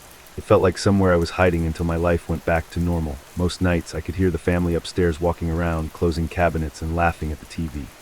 Those sounds were comforting in a weird way because they reminded me I wasn't alone. But there were other noises too, a soft thud like something shifting, a scrape that went on too long. And every time I paused to listen, it would stop, like whatever made it knew I was paying attention. The breakup had left me with my car packed like I was moving out of the country. Boxes of books, a laundry basket of random stuff, and a duffel bag I never unpacked. I hated seeing it every time I opened my trunk, like a reminder that I didn't belong anywhere. So one afternoon, I drove out to a climate-controlled storage facility in a suburban industrial park, the kind tucked between small warehouses and auto shops. The sign out front had a sun-faded now renting banner flapping in the wind. It was one of those facilities with a gate you open using a keypad code, bright lights on tall poles, and long indoor hallways that smell like cardboard and cold air. Inside, the air conditioning hit me like a grocery store freezer. Everything was clean in a way that felt forced, like they were trying to make you forget you were in a building full of people's private leftovers. The office had a bell on the counter and racks of locks and packing tape behind glass. A guy at the front desk helped me pick a unit. He seemed normal enough, maybe in his mid-30s, thin, with a short beard and a faded baseball cap. He spoke softly, like he was in a library, and he kept glancing at the hallway camera monitor while he talked. When he handed me the contract, he tapped the paper with his pen and said the climate-controlled wing was quiet and secure, like those were his favorite words. I didn't think much of it, I just wanted my trunk empty. My unit was halfway down a long hallway with fluorescent lights that made everything look slightly gray. The doors were metal roll-ups painted beige with little red tags on some of the latches. Mine was on the left, and the lock was brand new, shiny, and heavy in my hand. When I rolled the door up, the inside smelled like dust and stale air, like it hadn't been opened in a long time. The concrete floor had fine grit on it that stuck to my shoes. I made 2 trips from my car that evening, pushing my stuff on a flat cart that rattled too loudly in the hallway. I stacked boxes along the back wall and leaned my folded dresser against the side. Once everything was inside, I realized how much the dust bothered me, like it was coating my thoughts. So I went to a nearby convenience store, bought a cheap broom, and came back wanting the space to feel less gross. That's when I found the scene. At first it was nothing. Just a thin line in the concrete, partly hidden under dust and tire marks like a crack that had been patched. But when I swept, the line got clearer. It wasn't random. It formed a shape, a rectangle set into the floor just a little off-center. The edges were too straight to be a normal crack, and the corners looked worn in a way that didn't match the rest of the floor. I stood there with the broom in my hand, staring at it, trying to talk myself out of what I was thinking. It had to be some weird construction thing, maybe an old drain cover, maybe a patch from when they poured the slab, but when I stepped on it just to test it, I felt something give slightly. Not like the concrete was crumbling, but like there was a hollow space underneath. Then I heard it, something shifting below my feet, a slow scrape like wood sliding against wood. I froze, heart beating hard enough that I could feel it in my throat. The hallway was quiet except for the air vents humming above. I told myself it was settling like buildings do. Still, I stepped off the rectangle and crouched down, running my fingers along the seam. The dust filled the groove, and my fingertip caught on something metal, like a thin strip embedded just under the surface. I didn't have tools. I didn't have time. I didn't want to be the person who starts prying at concrete in a storage unit like some amateur detective. So I rolled the door down, latched it, and locked it like normal. But on the drive back to my basement apartment, the sound of that scrape kept replaying in my head over and over like a memory I hadn't earned. At night, around 1:46 a.m., I woke up to a noise that didn't fit with the upstairs family. It wasn't footsteps or a door closing. It was a dull bump like something heavy nudging the wall, followed by a faint vibration through the floor. I lay there staring at the ceiling, holding my breath. The house went quiet, then the noise happened again, softer this time, like whatever made it was trying not to be heard. I was already on edge from everything going on in my life, so I told myself I was imagining it. I tried to sleep again, but my brain kept drifting back to that scene in the storage unit. The idea of a hidden space under a place where people store their lives felt wrong in a way I couldn't explain. Like the building wasn't just holding boxes, like it was hiding something. The next afternoon I went back to the storage facility in daylight, telling myself I just wanted peace of mind. The gate opened after I typed my code, and I noticed a white van parked near the climate-controlled entrance, engine off, no logo, and no plates on the front. Arizona has laws about plates, but people still drive like that sometimes. I didn't want to be paranoid. I just noted it and kept walking. Inside, the hallway felt colder than before, and the fluorescent lights flickered in a rhythm that made my eyes tired. When I got to my unit, I knelt again and swept the area more carefully. The rectangle was obvious now, like someone had cut and resealed a door in the slab. I tried pressing different spots with my palm, and the center had that same slight give. When I pressed harder, I heard a faint, hollow knock from below, like there was an empty room under there. On impulse, I walked back to the office and asked the front desk guy about it. I tried to sound casual, like I'd found a crack and wanted to report it. He stared at me for a second too long before he said, "Concrete does that." Then he smiled, but it didn't reach his eyes, and he asked which unit number I had. When I told him, his face changed in a way that was almost invisible, like a quick tightening around the mouth. He leaned back in his chair and said, "It's fine. Those floors get patched sometimes, old building." He didn't offer to come look. He didn't write anything down. He just kept one hand resting near the drawer under the counter, like he wanted the conversation to end. I nodded and walked away, but the feeling I had wasn't relief. It was the kind of uneasy feeling you get when someone answers a question too quickly. Over the next week, I kept needing excuses to go back. I told myself I was organizing my unit, making space, and moving boxes around so I could reach things easily. But really, I was going because the rectangle in the floor was turning into an obsession. Every time I stood on it, I felt that hollow give. And once, when the hallway was empty and the air felt especially still, I swore I heard a faint sound coming up through it, like someone breathing through a small vent. I started paying attention to the other units around mine. Most of the doors had dust lines at the bottom, like they hadn't been opened in weeks. But the unit directly across from mine always looked freshly wiped, like someone had recently run a hand along it. There were no tags, no notes, and no padlock that looked old. Just a heavy black lock that looked newer than mine, and a small dark stain on the concrete in front of it that never quite went away, no matter how much the hallway got cleaned. One evening, I went after work around 7:20 p.m. The parking lot was half empty, and the sky had that bright desert sunset that makes everything look too clear. Inside the hallway, the lights were on, but the office was dark, like the staff had stepped out. I rolled up my unit door and stood there, staring down at the rectangle, thinking about that hollow knock and the breathing sound I couldn't prove. I had brought a flathead screwdriver in my purse without really admitting to myself why. My hands were sweaty as I knelt and wedged the tip into the seam where I'd felt metal before. It scraped against something hard, then caught under a lip. I pried gently, expecting nothing. But the seam shifted just a little, and dust puffed up like it had been waiting for air. The rectangle wasn't concrete all the way through.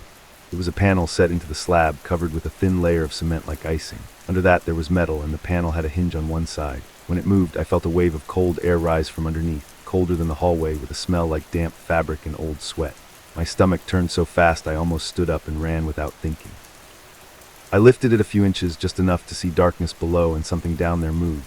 Not in a dramatic way, just a shift, like someone adjusting their weight in the dark. Then there was a quiet sound that made my skin prickle, like fingernails scraping lightly against wood. I let go immediately, and the panel dropped with a dull thud that echoed down the hallway. My breath came out in short bursts, and I realized I'd been holding it. For a second, everything was silent again.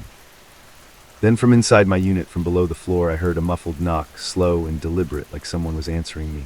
I backed out of the unit and looked down the hallway. The fluorescent lights buzzed overhead. The cameras were there at the corners, their little black domes pointed in different directions. I had this sudden, horrible thought that whoever was down there knew the cameras wouldn't help me, that the cameras were part of it. I started walking fast toward the exit, trying not to break into a run because I didn't want to look panicked if someone was watching. Halfway down the hall, I heard a roll-up door rattle behind me, and then another, like metal shifting. I didn't look back, I just kept going, and when I reached the glass door that led to the lobby, it was locked. I pulled on it once, twice harder. It didn't budge. The office was still dark, and the bell on the counter sat there untouched, like a joke. My pulse was pounding so hard I could hear it louder than the air vents. Behind me, the hallway stayed quiet, but that quiet didn't feel safe. It felt like waiting. I fumbled my phone out and called 911 with shaking fingers. I tried to speak calmly, but my voice sounded thin and high. I told the operator I was locked inside a storage facility, and I thought there was someone trapped under the floor of my unit. Saying it out loud made it sound insane, but the operator didn't laugh. She just asked for the address and told me to stay on the line. While I waited, I watched the hallway through the glass, and that's when I saw movement. Not a person stepping out openly, just a shadow passing across the far end, quick and low, like someone ducking behind a door. Then the shadow was gone, and the hallway looked normal again, except I knew it wasn't. A few minutes later, I heard the front door unlock with a click. I pushed it open so hard it banged against the wall, and outside air hit my face like freedom. A police cruiser pulled into the lot, and I almost cried when I saw it. The officer was calm, maybe too calm, like he'd been called to complaints like this before and expected nothing. I led him down the hallway, explaining the scene, the panel, the cold air, and the knocking. My words tumbled out fast, and I hated how frantic I sounded. He asked where the office staff was, and I told him it had been dark when I got there. When we reached my unit, my lock was still on, but the latch was hanging open. My unit door was rolled up. The officer stood in the doorway and looked at me like I'd done it. I knew I hadn't. I'd locked it. I watched myself lock it. But there it was, open like it had never been secured at all. Inside, my boxes were still stacked, my dresser was still leaning, and the floor looked normal except for the dusty rectangle that now had fresh scrape marks along the seam. The officer stepped inside and crouched down. He ran his hand over the line and knocked on it, listening. Then he stood up and said, "Could be an access panel," like he was talking about an attic hatch. He asked if I had proof I heard someone. I told him no, and he nodded in that way people do when they think you're embarrassed and want to end it. He called for a supervisor anyway, and another officer arrived. They brought tools from their trunk and pried at the scene. This time, the panel didn't lift easily. It was like it had been resealed. They had to work at it for several minutes, and by the time it finally popped up, sweat was running down my back even though the hallway was cold. Underneath was a narrow opening and a ladder bolted to the concrete leading down. Their flashlights cut through the darkness, and I heard one of them inhale sharply. They told me to stay back, and their voices changed in a way that made my stomach drop. Not panic, but seriousness, like they'd found something that turned my story from maybe into real. I didn't get a full look, but I saw enough. A cramped room, maybe the size of a walk-in closet, with plywood walls and a stained mattress on the floor. A bucket in the corner, plastic water bottles, some crushed, some still sealed. There were zip ties scattered around like discarded trash, and on the wall, deep scratch marks were layered over each other, like someone had been clawing at it over time. The officers went down one at a time, scanning the space. They didn't find a person, they didn't find a body, but they found signs that someone had been there recently. One of them held up a granola bar wrapper and said it was still soft, like it hadn't been sitting for weeks. Another pulled out a cheap prepaid phone from under the mattress, the screen cracked, the battery dead. The storage facility manager finally showed up while this was happening, breathless and red-faced, acting shocked. It wasn't the same guy from the front desk, but he knew my unit number immediately, like he'd been told to remember it. He kept saying he had no idea what that space was, that it must have been from old construction. But when the officers asked for security footage, he hesitated long enough that everyone noticed. They reviewed the cameras in the office later, and they wouldn't let me watch. I sat in the lobby chair, hugging my arms around myself, listening to muffled voices behind the door. At one point, I heard the words "missing persons" and "access codes," and my mouth went dry. When they finally came out, the officer told me they were opening an investigation and that I needed to go home and not come back alone. I asked him if the cameras showed anyone going into my unit. He didn't answer directly. He just said, "We're looking into it." In that careful way, that means yes, but he can't say it yet. Then he asked me again if I was sure I locked it, and I snapped, telling him I wasn't making this up, that I wasn't bored, and that I didn't want any of this. He held his hands up calm, like he'd heard that too. I didn't sleep that night. Every sound in my basement apartment felt connected, like the whole world had hidden compartments now. I kept thinking about that room under the floor, the mattress, the scratches, and the slow knocks answering me. I kept imagining someone down there hearing me sweep, hearing me move my boxes, and hearing me stand right over them without knowing. The next day, I went to the storage facility with a friend and 2 officers just to collect my things. They walked me down the hallway like I was moving out of a crime scene. The unit across from mine, the one with the heavy black lock, was gone. Not empty, not open. The door itself had been replaced with a newer one, clean and unmarked, like it had never existed before. I moved everything into my friend's truck in silence, not wanting to speak in that building. Before I left, I glanced at the floor one last time. The rectangle had been taped off with bright yellow evidence tape, but the dust around it looked disturbed, like someone had paced there. I remember thinking that even if they caught whoever did it, it wouldn't change the fact that the space existed and someone had used it. A week later, the police called and said they couldn't share details, but they asked me if I'd ever noticed a white van in the parking lot. My throat tightened when they said it, because I had, on the day I first went back in daylight. I told them yes, and the officer on the phone went quiet for a second, then thanked me like I'd just confirmed something he didn't want to say out loud. I moved out of the basement apartment soon after. I couldn't stand the feeling of being below ground anymore, like floors were something people could use against you. Months passed and life slowly started to feel normal again, in that fragile way normal always is after something breaks it. I tried not to think about Mesa storage facilities at all, and tried not to look at industrial parks when I drove by them. But the thing that still gets me is what showed up in my mailbox one morning, long after I'd changed addresses and closed that chapter. It was a plain white envelope with no return address, just my name printed neatly like it had been copied from a form. Inside was a single sheet of paper, folded once, with one sentence written in black ink. It said, "You were supposed to stop at sweeping." Story 6. Around the time my GPS started giving me new names, I started getting strange notifications from my security camera. The weird part was, the camera wasn't even plugged in. I know that sounds like two different stories mashed together, but that's exactly how it felt while it was happening. Like my phone, my car, and my own routine were all drifting out of sync in little ways, and I kept trying to force it back to normal. I delivered groceries at night on the outskirts of Albuquerque, and I relied on my phone like it was a second brain. The GPS told me where to go, the delivery app told me which bags to grab, and I just drove. Most nights were boring in the way late night work usually is, where the only danger is falling asleep at a red light. I used to keep a little battery-powered security camera in my car because I'd had a bad experience a year earlier. Someone had tried to yank my door open while I was unloading groceries at an apartment complex, and ever since then I wanted something watching behind me. The camera wasn't fancy. It was basically a small black cube that clipped to the backseat headrest and recorded the cabin. Half the time I forgot to charge it, and if the battery was dead, it was dead. That night it was dead, and I knew it, because I'd tried to turn it on at the start of my shift, and nothing happened. Still, as I was pulling away from a delivery near Rio Rancho, my phone buzzed with a notification from the camera's app. It said motion detected. Then another buzz came right after. Motion detected. I actually laughed out loud at first because it felt like a glitch, like the app was delayed from earlier or something. I even looked over my shoulder at the back seat, like I expected to see the camera glowing, but it was dark and lifeless. I should have stopped right then, should have pulled into a gas station and checked everything. But I was already behind, and late-night customers get weirdly impatient, like they forget they're ordering groceries after midnight. I told myself it was nothing, just an app being dumb. I cleared the notifications and tapped back into my maps. The next stop was on a road that turned into a bunch of scattered houses and trailers, the kind of place where streetlights get rare and the darkness feels thick. The first strange thing the GPS did wasn't scary, it was just annoying. I had the voice navigation on, and usually it would say, "In 500 feet, turn right," or read the address out loud when I got close. But this time, as I reached the turnoff, it didn't read the road name. It said my full name instead, like it was introducing me. Not just my first name, but my whole name, clear and steady, the way your phone says it when you set up voice commands. I actually felt my stomach tighten a little because I hadn't heard that voice say my name like that before. It was too personal. Still, I tried to explain it away. Maybe it was some setting I didn't know about, like a feature where it greets you.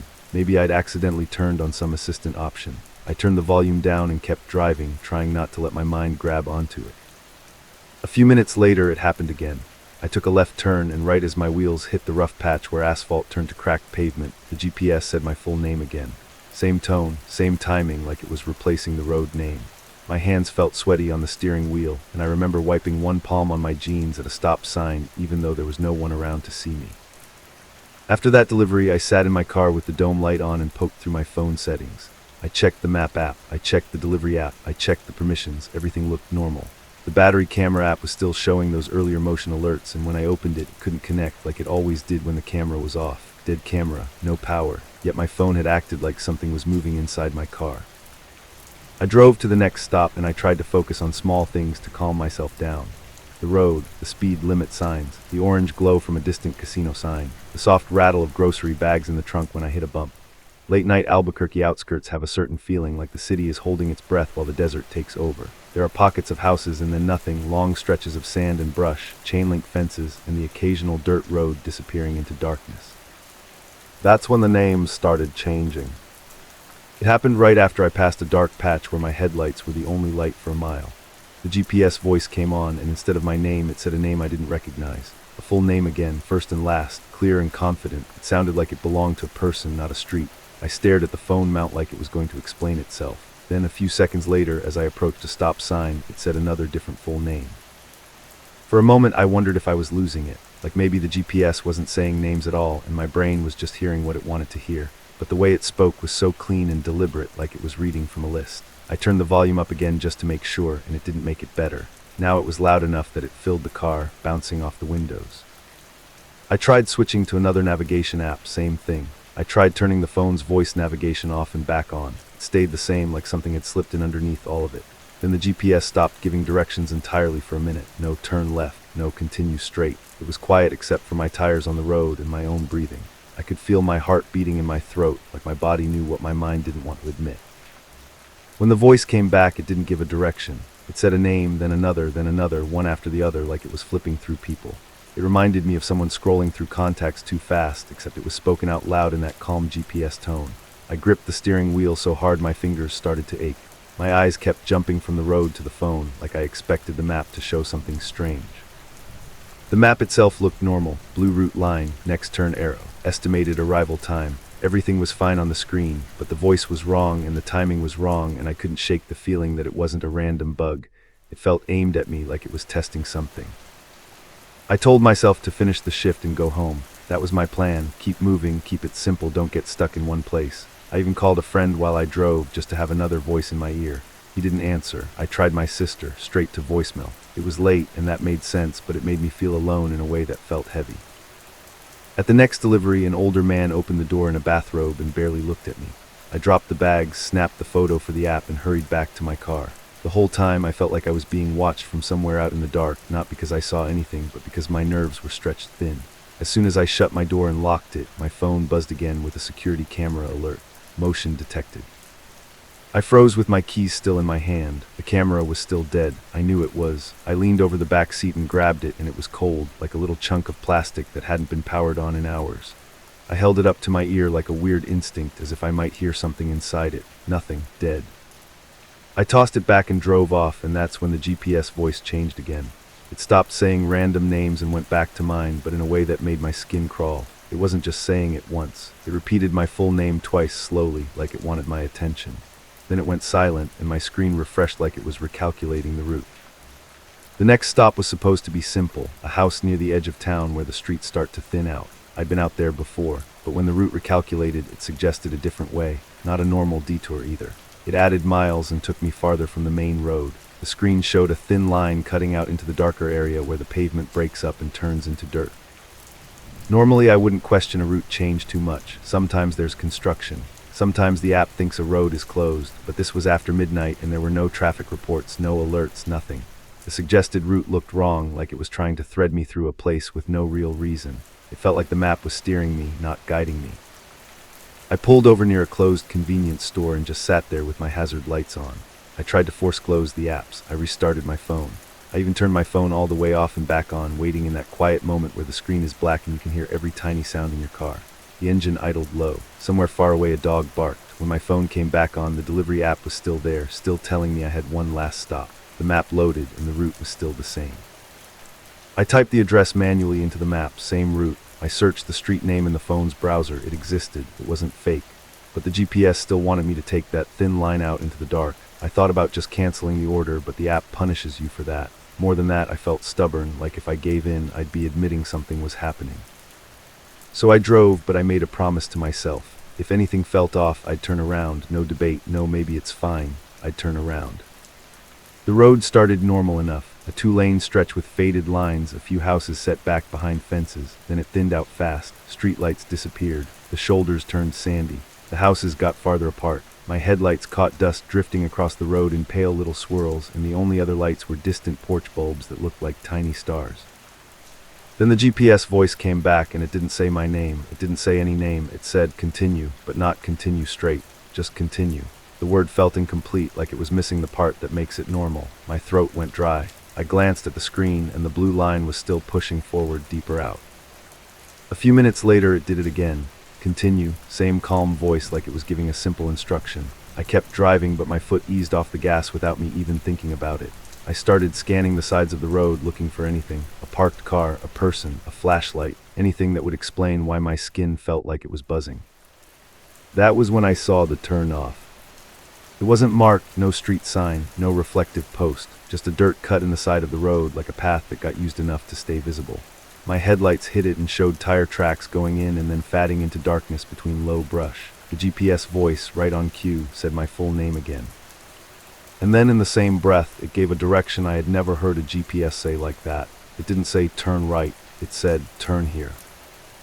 I stared at the dirt turnoff and felt this cold, sinking certainty. Not fear in a general way, but fear with a shape. Like this was the point, like everything up to now was pushing me to this one place. My hands tightened so hard on the wheel that my knuckles hurt. My phone screen showed the blue line bending into that dirt path as if it had always been part of the plan. I didn't turn. I drove past it and the GPS immediately went quiet, not recalculating, not complaining, just silent.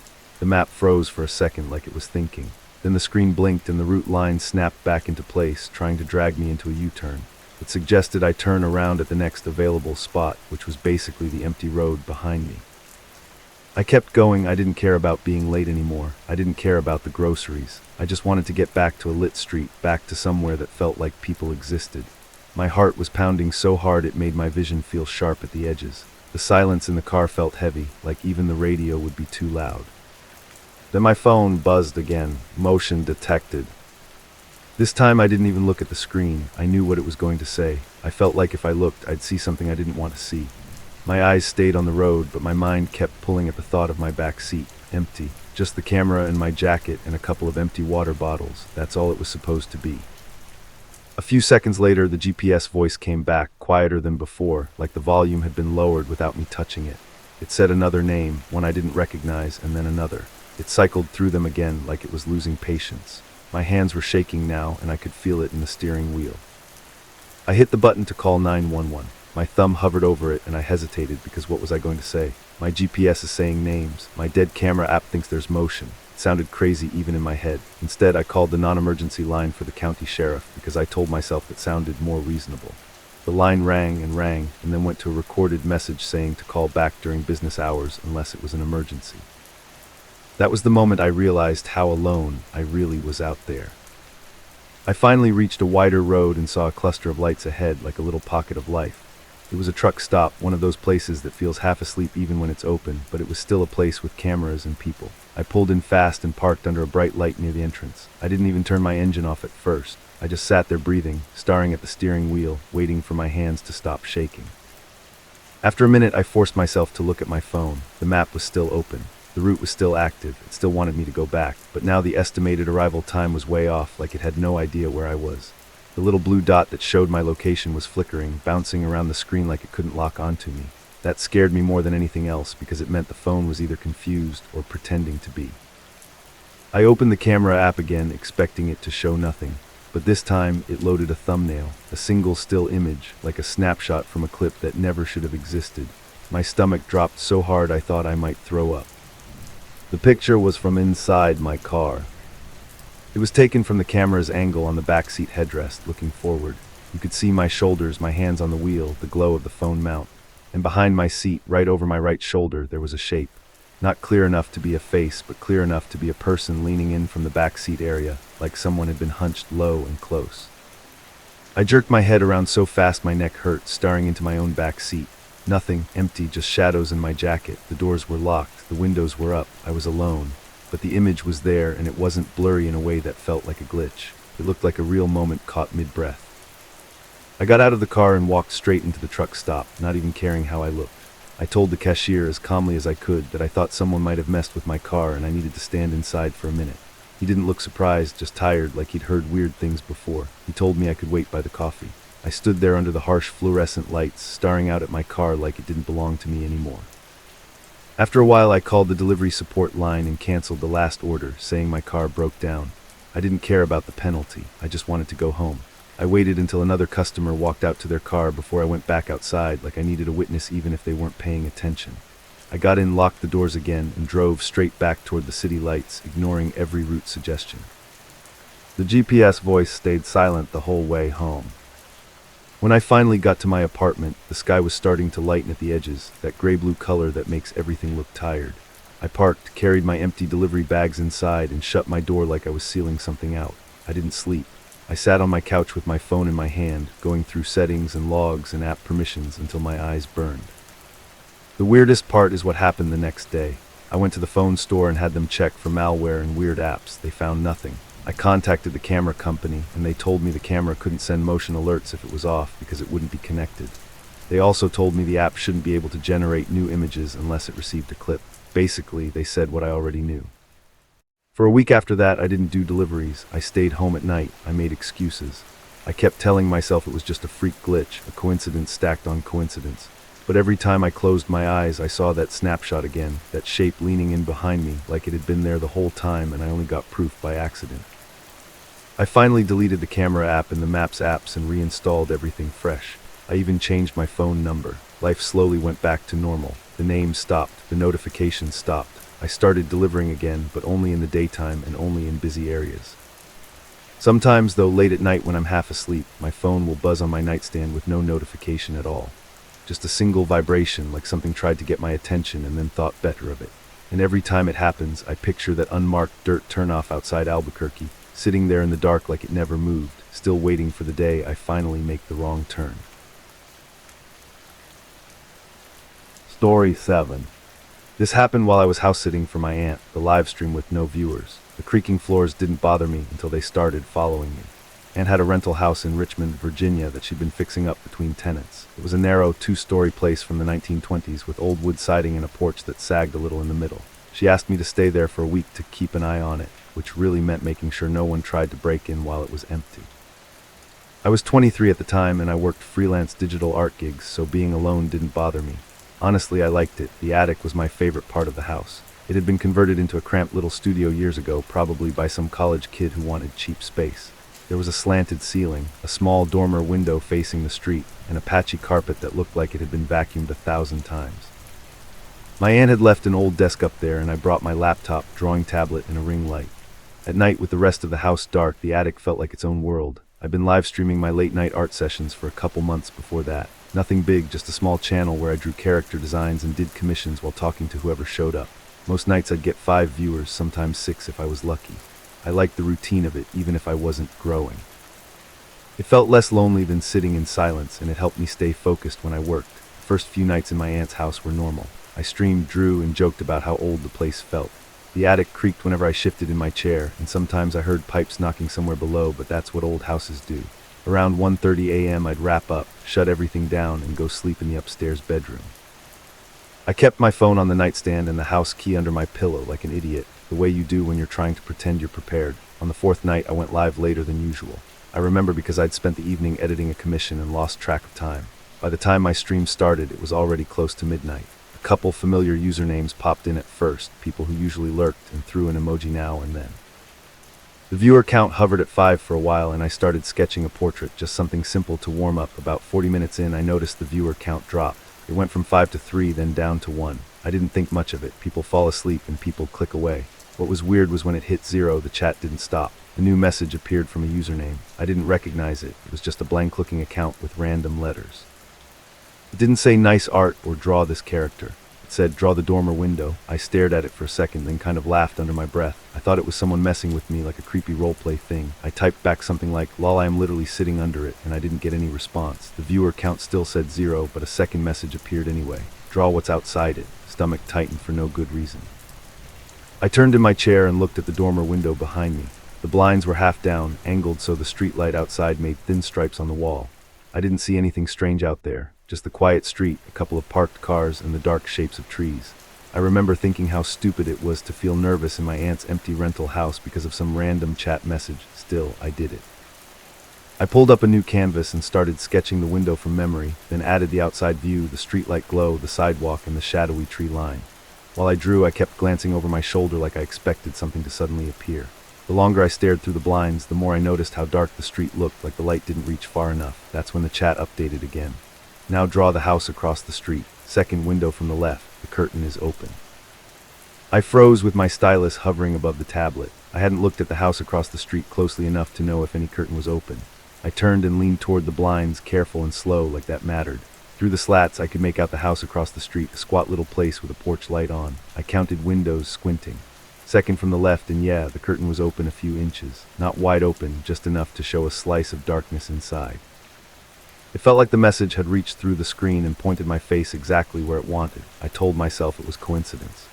Maybe whoever was typing lived nearby and was looking at the same street. Maybe they recognized the neighborhood. Richmond isn't that small, but it isn't huge either. I tried to shrug it off and keep drawing, but my hand wasn't steady anymore.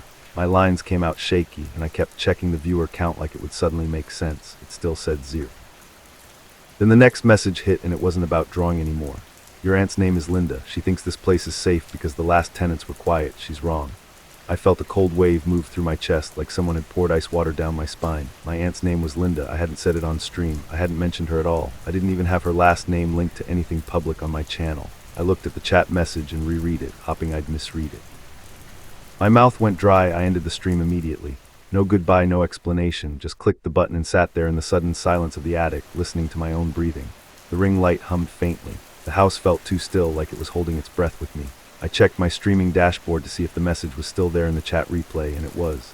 Viewer count still showed 0 viewers the whole time, like the chat had been talking to me from a room that didn't exist.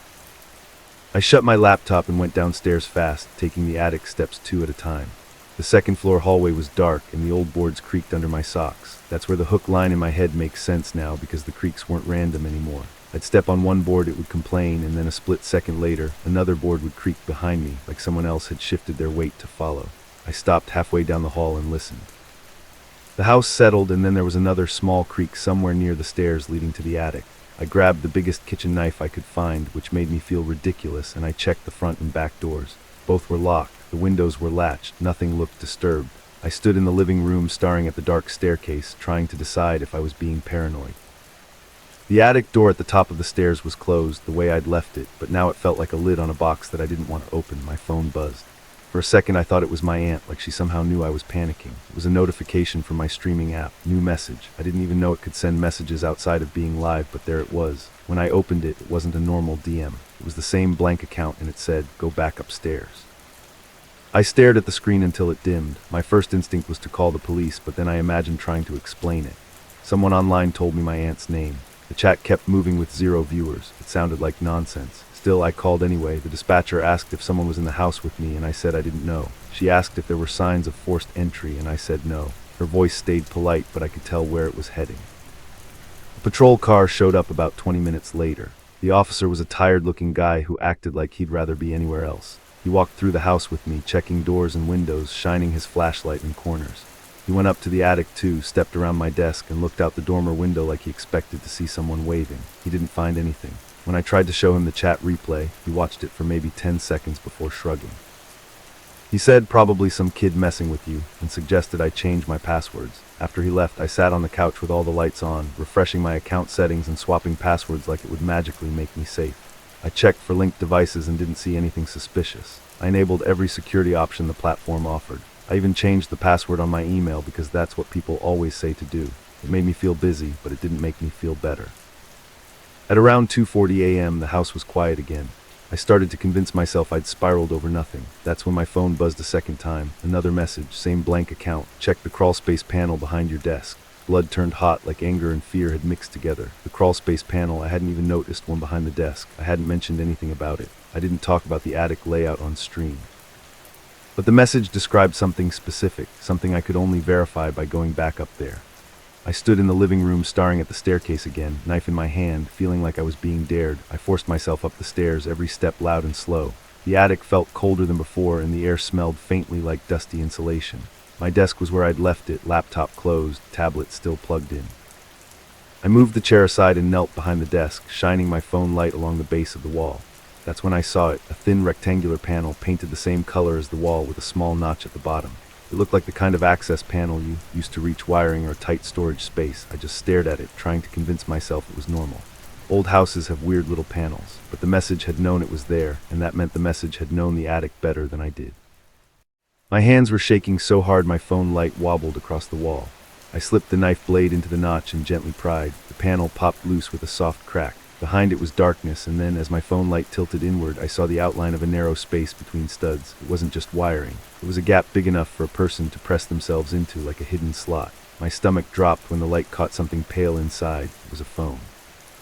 A cheap smartphone propped up facing outward like a tiny camera, and right next to it, pushed against the wood, was a folded piece of paper. I snatched the phone first, half expecting it to be hot, or to vibrate, or to explode into noise. It was on. The screen was dark, but a little red dot glowed in the corner like it was recording. My throat tightened so hard it hurt. I unfolded the paper with trembling fingers. There was one sentence on it, written in blocky marker letters. Don't look at the window when you hear Emmy walk. I couldn't process it at first. I read it again, slower, like the words would change. My head turned on its own toward the dormer window, and the blinds were still half down, still throwing stripes on the wall. For a second everything was silent, then the floor creaked, not under me. Behind me, it was a slow, deliberate sound, like someone shifting their weight one board at a time. I didn't see anyone because I didn't dare whip my head around. My eyes stayed locked on the window because the note told me not to look, and suddenly that note felt like the only instruction that mattered. The creak moved closer, the boards complaining in a line that traced a path across the attic floor, and I realized the worst part wasn't that someone was up here. It was that someone had been up here long enough to learn how to make the house speak. My phone buzzed again, right there in my hand, the screen lighting up so bright it hurt my eyes. Another message from that blank account. Good, keep your eyes forward, pick up your tablet. I couldn't. My hand tightened around the stolen phone instead, and I took one step backward, then another, feeling for the attic stairs with my heel. The creaking stopped for a moment, and in that pause I heard something else, something I hadn't noticed before. A faint, wet breathing sound, like someone trying to stay quiet and failing. I backed into the doorway and nearly fell down the first step. The attic door banged against the wall as I stumbled out, and that's when I finally broke and ran. I ran down the stairs, almost slipping, knife clattering out of my hand onto the landing. I didn't stop to grab it. I didn't stop to grab my laptop or my tablet. I sprinted to the front door and yanked it open so hard it slammed against the wall. The cold air outside hit me like a slap. I ran barefoot onto the porch, then down the steps, and kept going until I was halfway down the sidewalk. I turned around only when my lungs burned, and I stared at my aunt's dark house, waiting to see someone step out. Nothing happened. The porch light stayed off. The dormer window was a black rectangle above the roofline. I called the police again, voice shaking so badly I could barely talk. This time I had something real, the hidden phone, the note, and the crawlspace panel that shouldn't have been open. 2 officers came, and when they searched the attic, the panel was still hanging loose. The space behind it was empty except for dust. The cheap phone I'd grabbed was suddenly dead, no matter how many times I pressed the power button. The note was still in my hand, though, and that was enough to make them take it seriously. They searched the whole house again, deeper this time.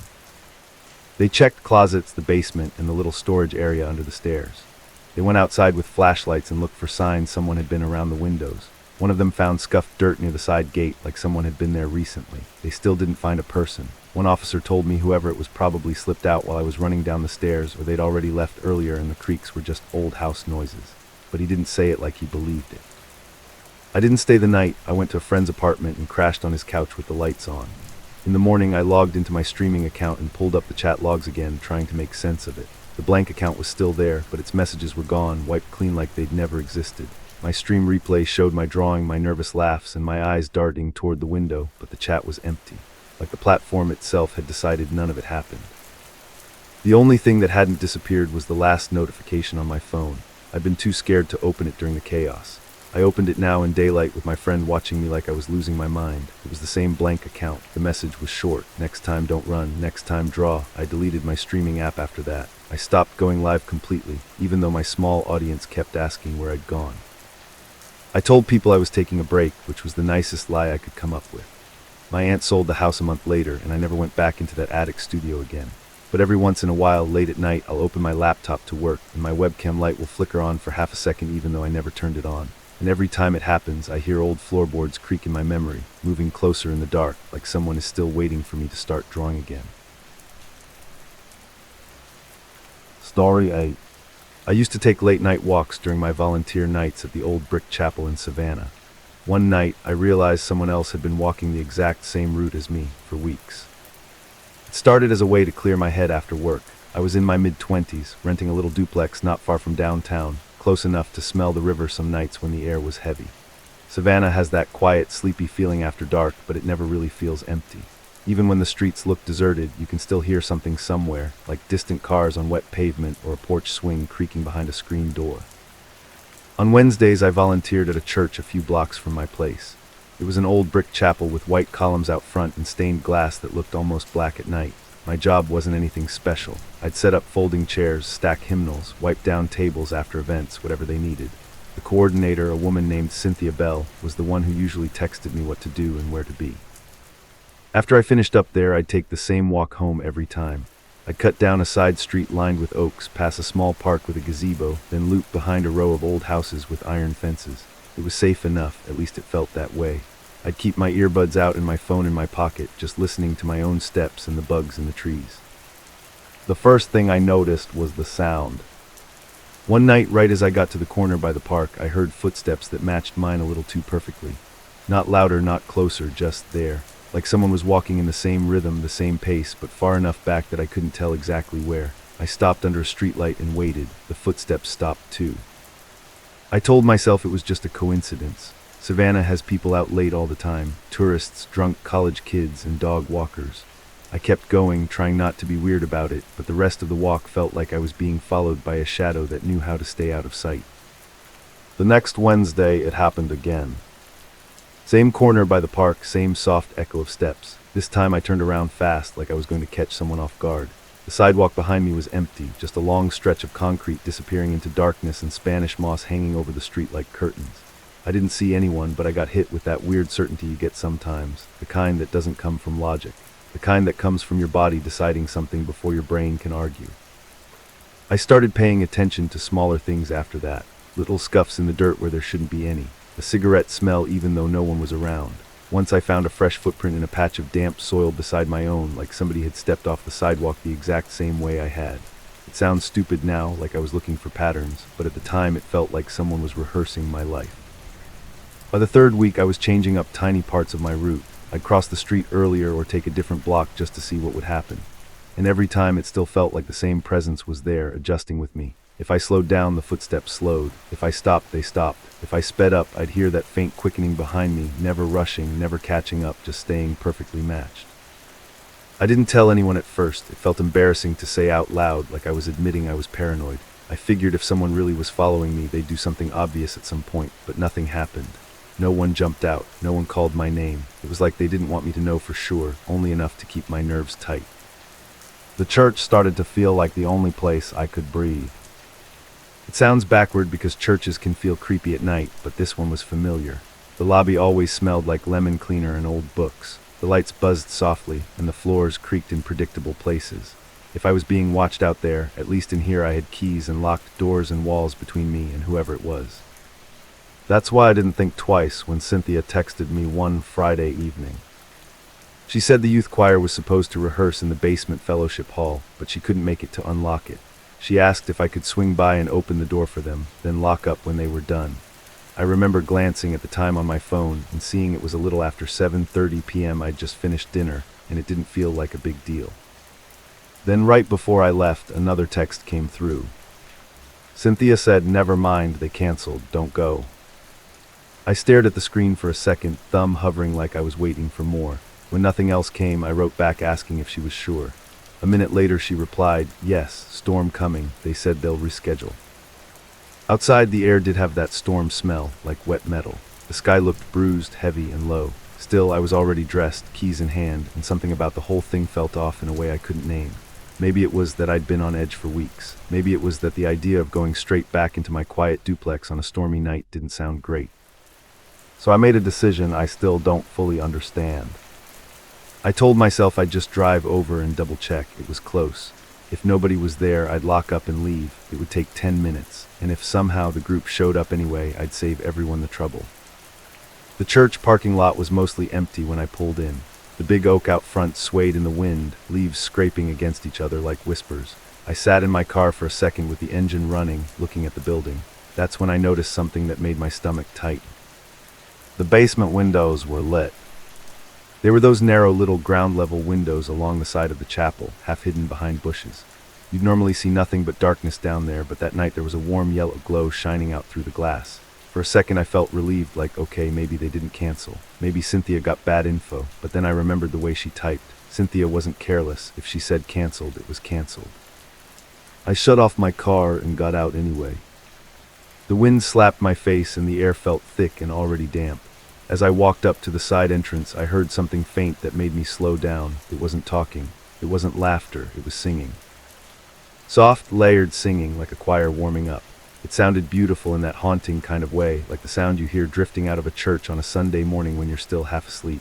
But it was wrong for the moment. It was too late. The building was supposed to be empty, and the sound wasn't coming from the sanctuary up top. It was coming from below my feet.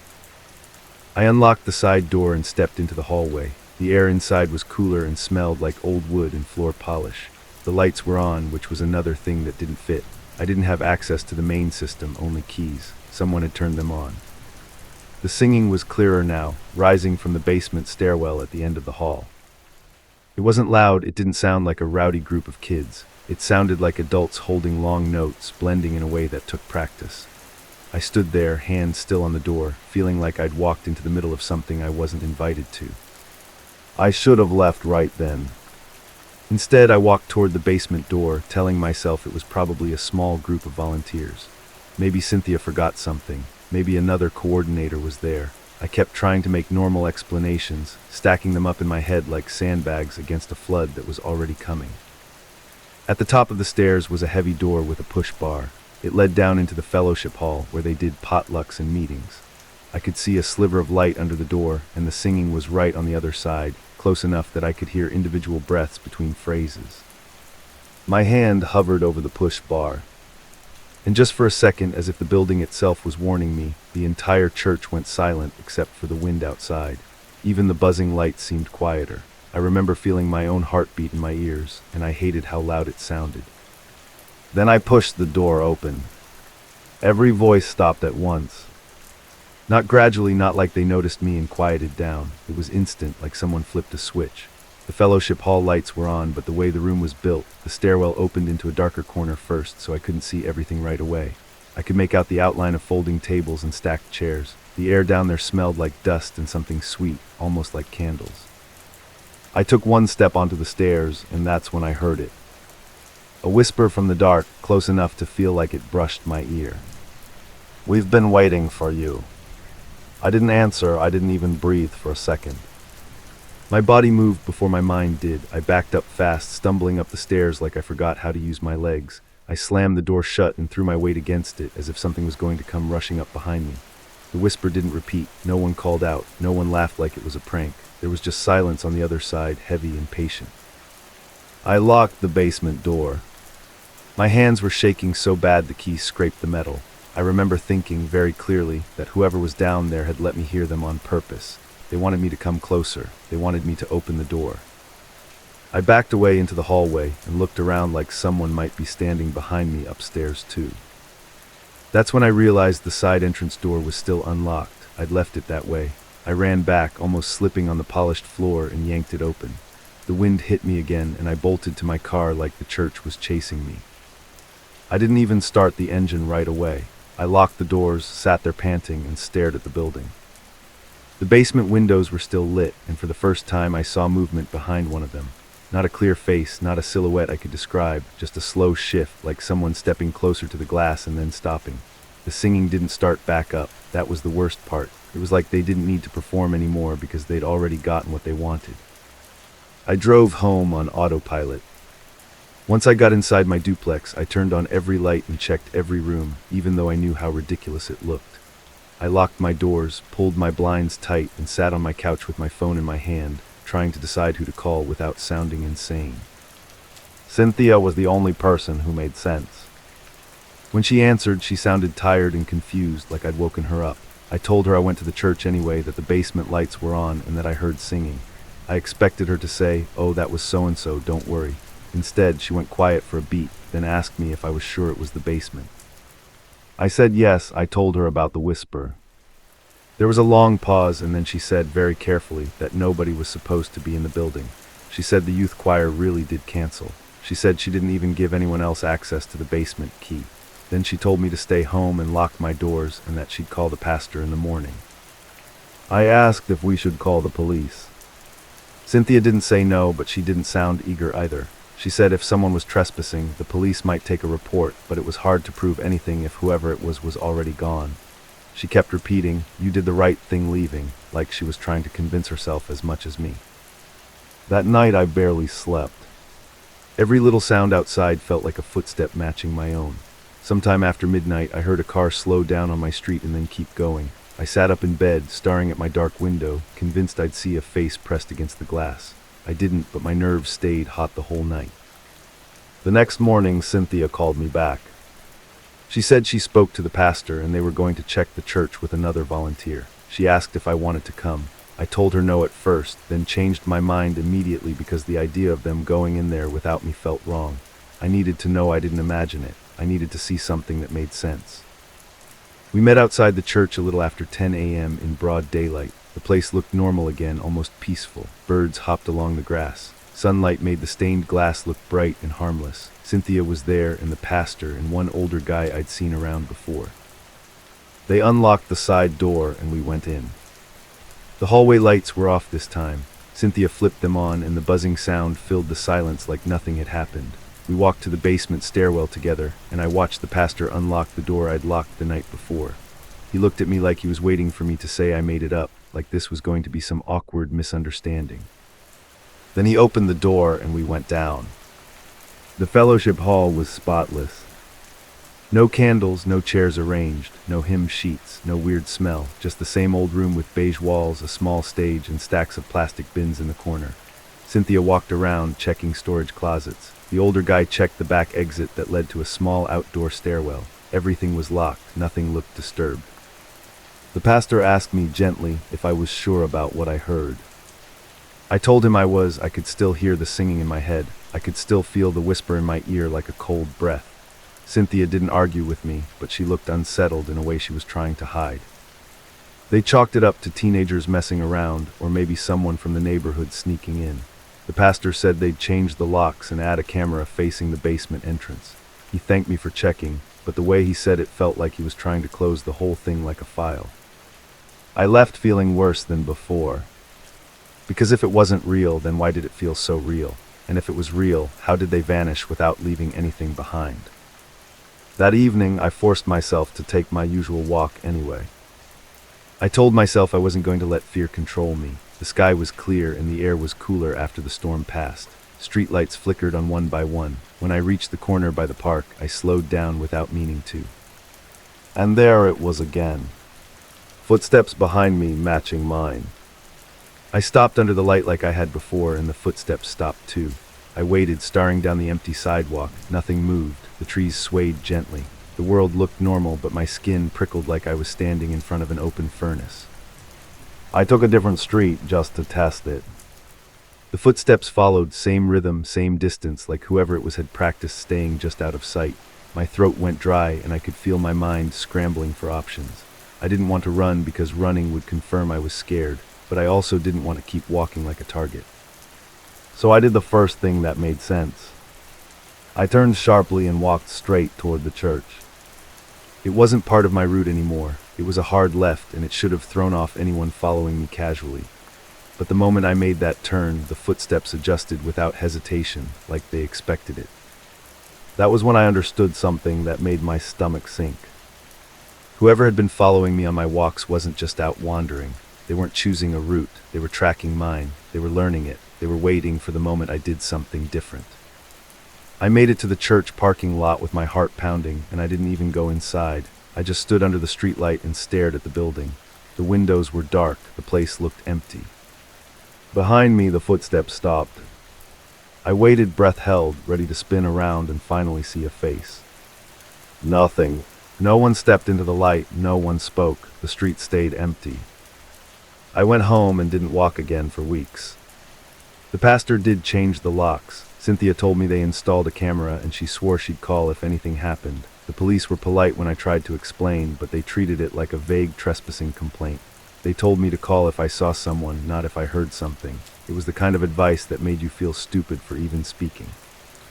Time passed, and I started to convince myself I'd scared myself over nothing. Then one morning, I opened my front door and found something on my doormat. It was a folded piece of paper, plain white, with no envelope. My name was written on it in careful, neat handwriting that looked practiced. I didn't touch it right away. I stood there staring, feeling that same cold certainty crawling up my spine. When I finally picked it up and opened it, there was only one line inside. Same route, same steps, same song. I looked up and down my street. Nothing moved. No cars, no neighbors, just quiet air and sunlight that suddenly felt fake. I shut my door and locked it, then pulled my phone out to call Cynthia. Before I could dial, another thought hit me, sharp and sickening. That whisper in the basement, "We've been waiting for you," wasn't about the church at all.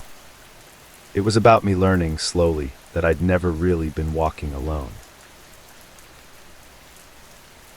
Story 9.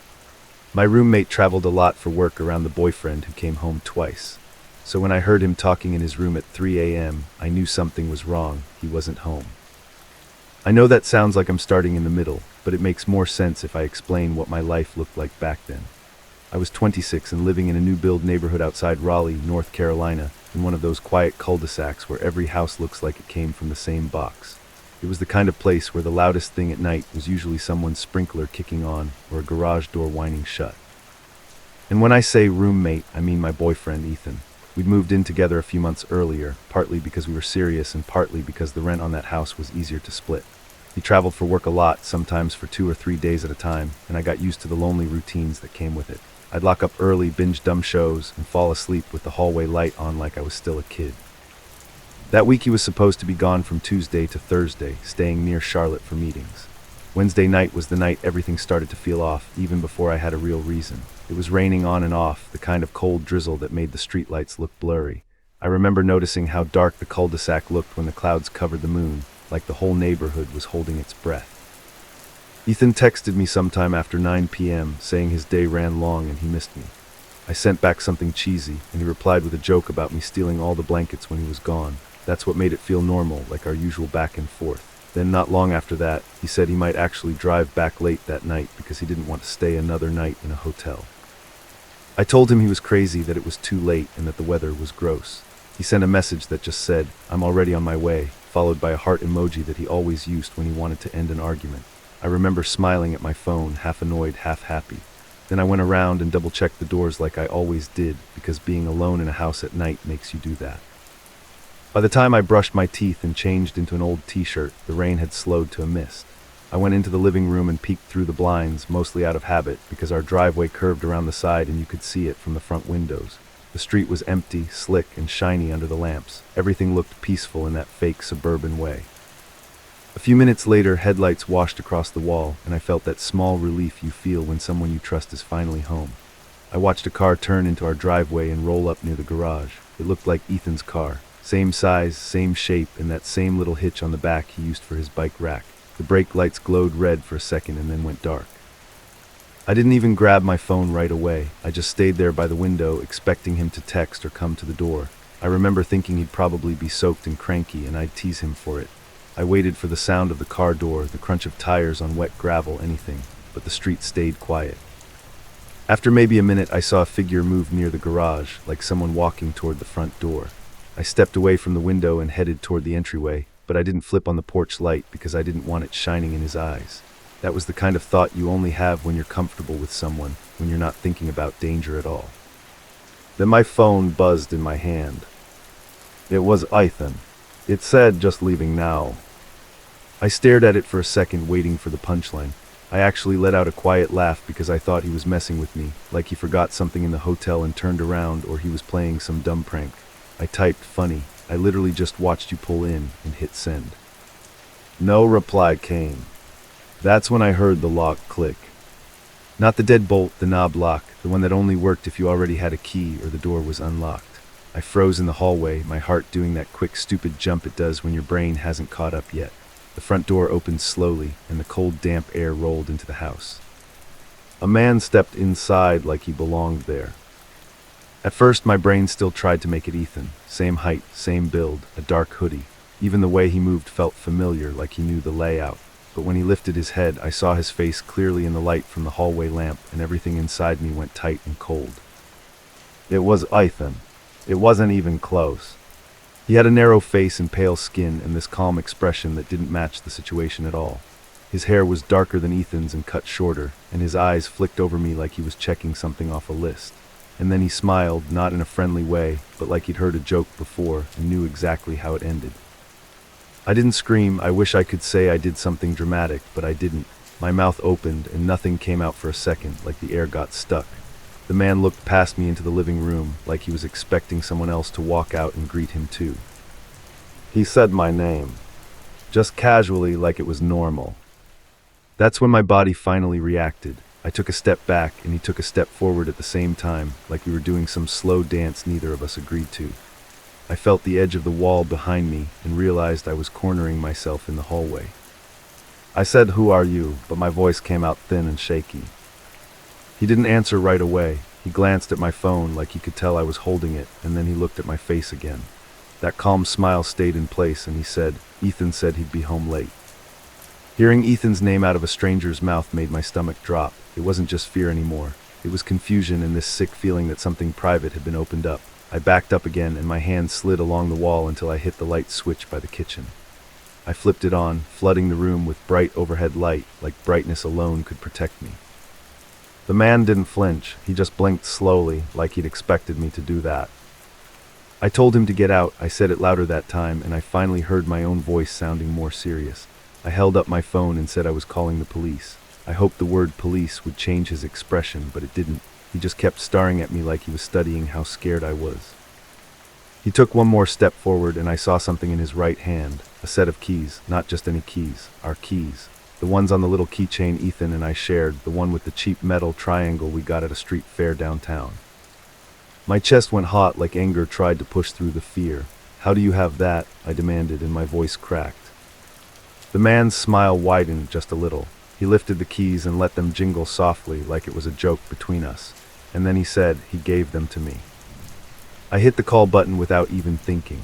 My thumb fumbled over the screen, and I pressed it again when it didn't register the first time. The ringing sounded way too loud in the quiet house. The man tilted his head, listening, and for the first time his smile twitched like it might fade. The dispatcher answered, and I started talking too fast. I remember saying my address wrong at first, mixing up the house number because my brain felt like it was slipping.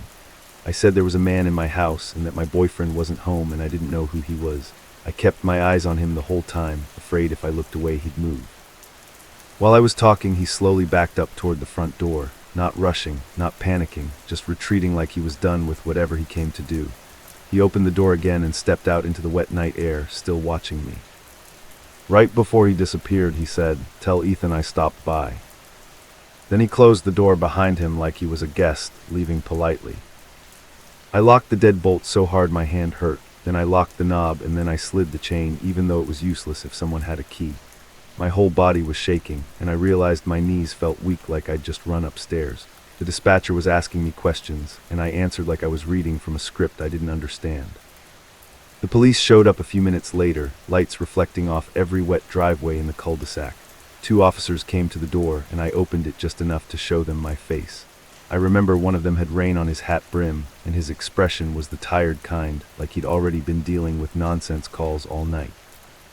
They searched the house, checked the backyard, and walked around the garage. They asked me if I knew the man, if Ethan had any friends who looked like that, and if we'd had any contractors recently. They weren't rude exactly, but I could tell they didn't have much to work with. A stranger walked in and walked out. No weapon shown, no assault, just fear. One officer asked if maybe Ethan had asked someone to stop by, like a coworker. When I said Ethan was still texting me from out of town, the officer raised his eyebrows like he didn't love that answer. They took my statement anyway, wrote notes, and told me to call again if the man came back. Then they left, and their car lights vanished down the wet street like the whole thing was already fatting into some report no one would read twice. The moment they were gone, the house felt even bigger and emptier. I called Ethan, and he answered on the second ring, sounding annoyed like he'd been driving. When I told him what happened, his voice changed fast. He swore he hadn't given anyone our keys. He swore he was still almost 2 hours away. He kept saying my name like he couldn't believe I was saying this. I asked him to describe exactly where he was. I asked what he could see. I asked him to FaceTime me, and when he did, I saw the inside of his car, the dashboard lights, and the highway stretching ahead. It was him, real him, not a trick. And somehow that made it worse, because it meant the man in my house wasn't some misunderstanding. Ethan told me to leave immediately. He said to go to a neighbor's house, or sit in my locked car, or drive to a well-lit place. But the thought of walking outside, across the driveway, past the garage where that man had been, made my skin crawl. I grabbed the biggest kitchen knife I could find anyway, even though I felt ridiculous, and I sat on the couch with every light on, waiting for Ethan to get home. It was sometime after midnight when his headlights finally swept into the driveway for real. I watched through the window, gripping the knife so hard my fingers cramped. Ethan got out, drenched from the mist, and hurried inside, calling my name. The second I saw his face, I started crying in this ugly, embarrassed way I didn't mean to. He held me, and I could feel his heart pounding too. We checked everything again together like it would change. Doors, windows, garage, back gate, the spare key we kept in a drawer. Ethan swore it was still there. That's what didn't make sense, because the man had keys, not a key. Keys, the whole ring. Ethan suggested something that made my throat go dry. He asked if I was sure it was our keychain. I told him I was sure. I remembered the shape, the scratches on the metal, and the little bend on the corner from when I dropped it. Ethan pulled his keychain from his pocket and held it up, and it looked identical. 2 identical sets. That night we barely slept. Ethan kept checking his phone like he expected another text to pop up. I kept hearing the lock click in my head over and over. Every time the house shifted and creaked, I imagined footsteps in the hallway. At one point I thought I heard someone whispering from the living room, and I sat up so fast I got dizzy, but it was just the TV screen going dark after hours of being paused. The next morning we tried to make sense of it like normal people. We talked about contractors because new build neighborhoods are always crawling with them. We had a guy come by a month earlier to fix the garage door sensor, and I remembered he'd asked Ethan if the keypad code was the default. Ethan had laughed and said he'd change it later. I realized with a sinking feeling that we never did. Ethan went outside and checked the keypad. The code still worked. He changed it right then, standing in the driveway with his hands shaking. He also checked the little hiding spot under the fake rock by the flower bed, the one everyone pretends is a clever idea even though everyone knows about it. There was nothing there, but Ethan still looked at it like it had betrayed him. That afternoon, I checked our doorbell camera footage. We had one of those basic setups that came with the house package, and I'd mostly used it to see when packages arrived. I scrolled back to the night before, hands sweaty, stomach tight, expecting to see the man's face clearly. The camera caught the car pulling in, the figure walking up, and the front door opening. But when the man lifted his face toward the doorbell camera, he didn't look at it by accident. He stared directly into it, like he knew exactly where it was. Then he waved. Just a small, slow wave, like he was greeting someone he knew was watching later. I felt my blood go cold all over again. Ethan was standing behind me when I saw it, and he sucked in a breath like he'd been punched. The man walked inside, and the camera feed obviously didn't show what happened in the hallway. But right before he disappeared into the house, he turned slightly and did something that made me feel sick. He adjusted his hoodie, tugged it down the way Ethan always did when he came in from the rain. Like he'd practiced being Ethan. We took the footage to the police and they said they'd keep it on file. They told us there had been some reports of break-ins in nearby neighborhoods, usually during the day, usually quick. They asked if anything was stolen. Nothing was. They asked if he'd threatened me, not directly. They asked if I had a clear shot of his license plate. I didn't. Because the car I saw in the driveway didn't have a front plate and the camera angle didn't catch the rear one. It was like he knew exactly where to park and exactly how to keep the camera from getting what it needed. The police promised they'd drive through the area more often for a few days, and that was basically it. It felt like being told to be careful without being given any way to actually be safe. Ethan tried to make it better by staying home for a while, but his job didn't really allow it. The next time he had to travel, I made him install extra locks, and I bought these cheap little door alarms that screamed if a door opened. I started sleeping with my phone under my pillow and the bedroom door locked, even when Ethan was home. I hated the way it changed me, but I couldn't stop. A week later, while Ethan was at the grocery store, I got a text from him that said, "Did you feed Moose?" Moose was our dog, the dog we didn't have. Ethan didn't even like dogs. He told me 100 times he wasn't ready for one. I stared at the text until my eyes watered, then I called him immediately. He answered, confused, and said he hadn't texted me anything. He told me to read it back, and when I did, he got quiet in a way that scared me more than yelling would have. We checked his phone when he got home. No sent message like that, no drafts, nothing. My phone showed the text came from his number. It even showed the little contact photo I had of him. It looked completely normal, like it had always been there. That's the part people never believe when I tell them. They always say it must have been a glitch or a scam number, but it was his number. And it used a detail that made no sense, like whoever sent it was testing how far they could push before we broke. We changed phone passwords, we changed the keypad code again, we changed the locks entirely and got new keys. Ethan called his phone carrier and sat on hold forever while someone told him it was probably a spoofing issue, like that explained the feeling of being watched in your own home. For a while, things got quiet again, and I started to breathe like maybe it was over. Then one night, when Ethan was gone for work again, I was lying in bed, and I heard the soft click of the front door lock. Not the deadbolt. The knob lock. I didn't move, I didn't breathe, I just stared into the dark, listening as carefully as I could, waiting for the next sound. The door alarms didn't scream. The house stayed quiet. A few seconds later, my phone buzzed. It was a text from Ethan. It said I'm home. And even though I knew Ethan was 3 hours away, even though every light in the house was off and the street outside was empty, I still couldn't stop myself from looking toward the bedroom door. I because somewhere deep down, a part of me was terrified I was about to see someone smile like he'd heard the joke before. Story 10. I found a hidden folder on my laptop one morning after I hiked a familiar loop trail in the Pisgah National Forest near Brevard, North Carolina, at dusk. When I opened it, the pictures inside showed me sleeping every single night. At first, I honestly thought it was some weird prank or a virus. I live alone, I don't share my laptop with anyone, and I'm not the kind of person who clicks sketchy links. The folder didn't have a normal name either. It was just a blank icon, like the system didn't want me to see it. The first photo that opened made my stomach drop because it was me, stretched out on my bed, one arm hanging off the side like I always do when I'm tired. The angle was wrong for a selfie. It was taken from the corner of my room near the closet, high enough that you could see the whole bed and my nightstand. My blinds were half open in the picture, and I could see the reflection of the streetlight outside. The file name had a time in it, written out like 2:36 a.m., and it was dated the night before. Then I clicked the next one, and it was me again. Same bed, different night, same corner angle. There were dozens of them. Some had me facing the wall, some had me on my back staring at nothing, and one had my eyes open just a crack like I'd been woken up. I remember my hands starting to shake as I scrolled because the photos went back farther than last night.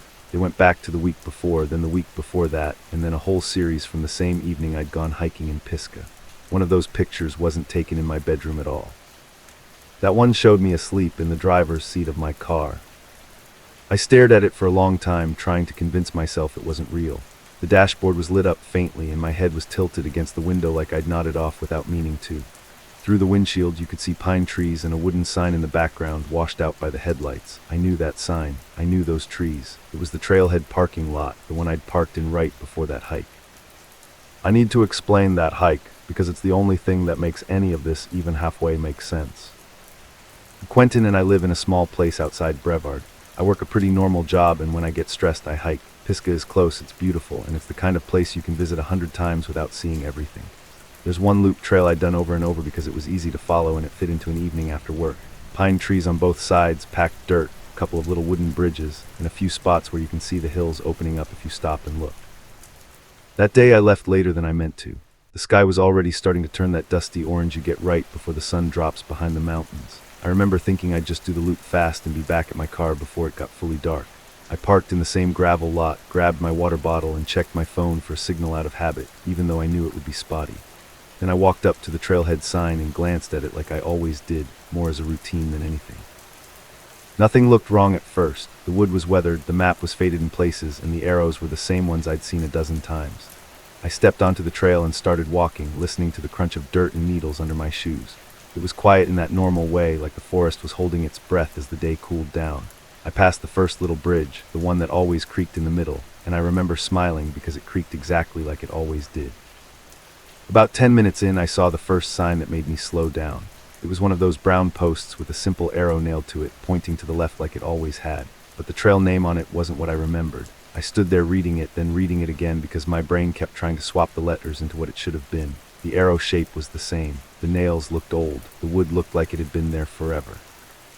But the name was different, like someone had replaced just that one board and tried to do it in the same style. I told myself it was probably a reroute or a new name. Parks change things all the time. Still, it bothered me more than it should have because that trail had been my trail, the kind you do without thinking. I kept going and I tried to shrug it off by focusing on normal stuff like the smell of pine and the way the light was fading between the trunks. The air was cooler now and the shadows were stretching across the path in long stripes. A little farther in, the next marker was off too. This time it wasn't the name so much as the way the trail split.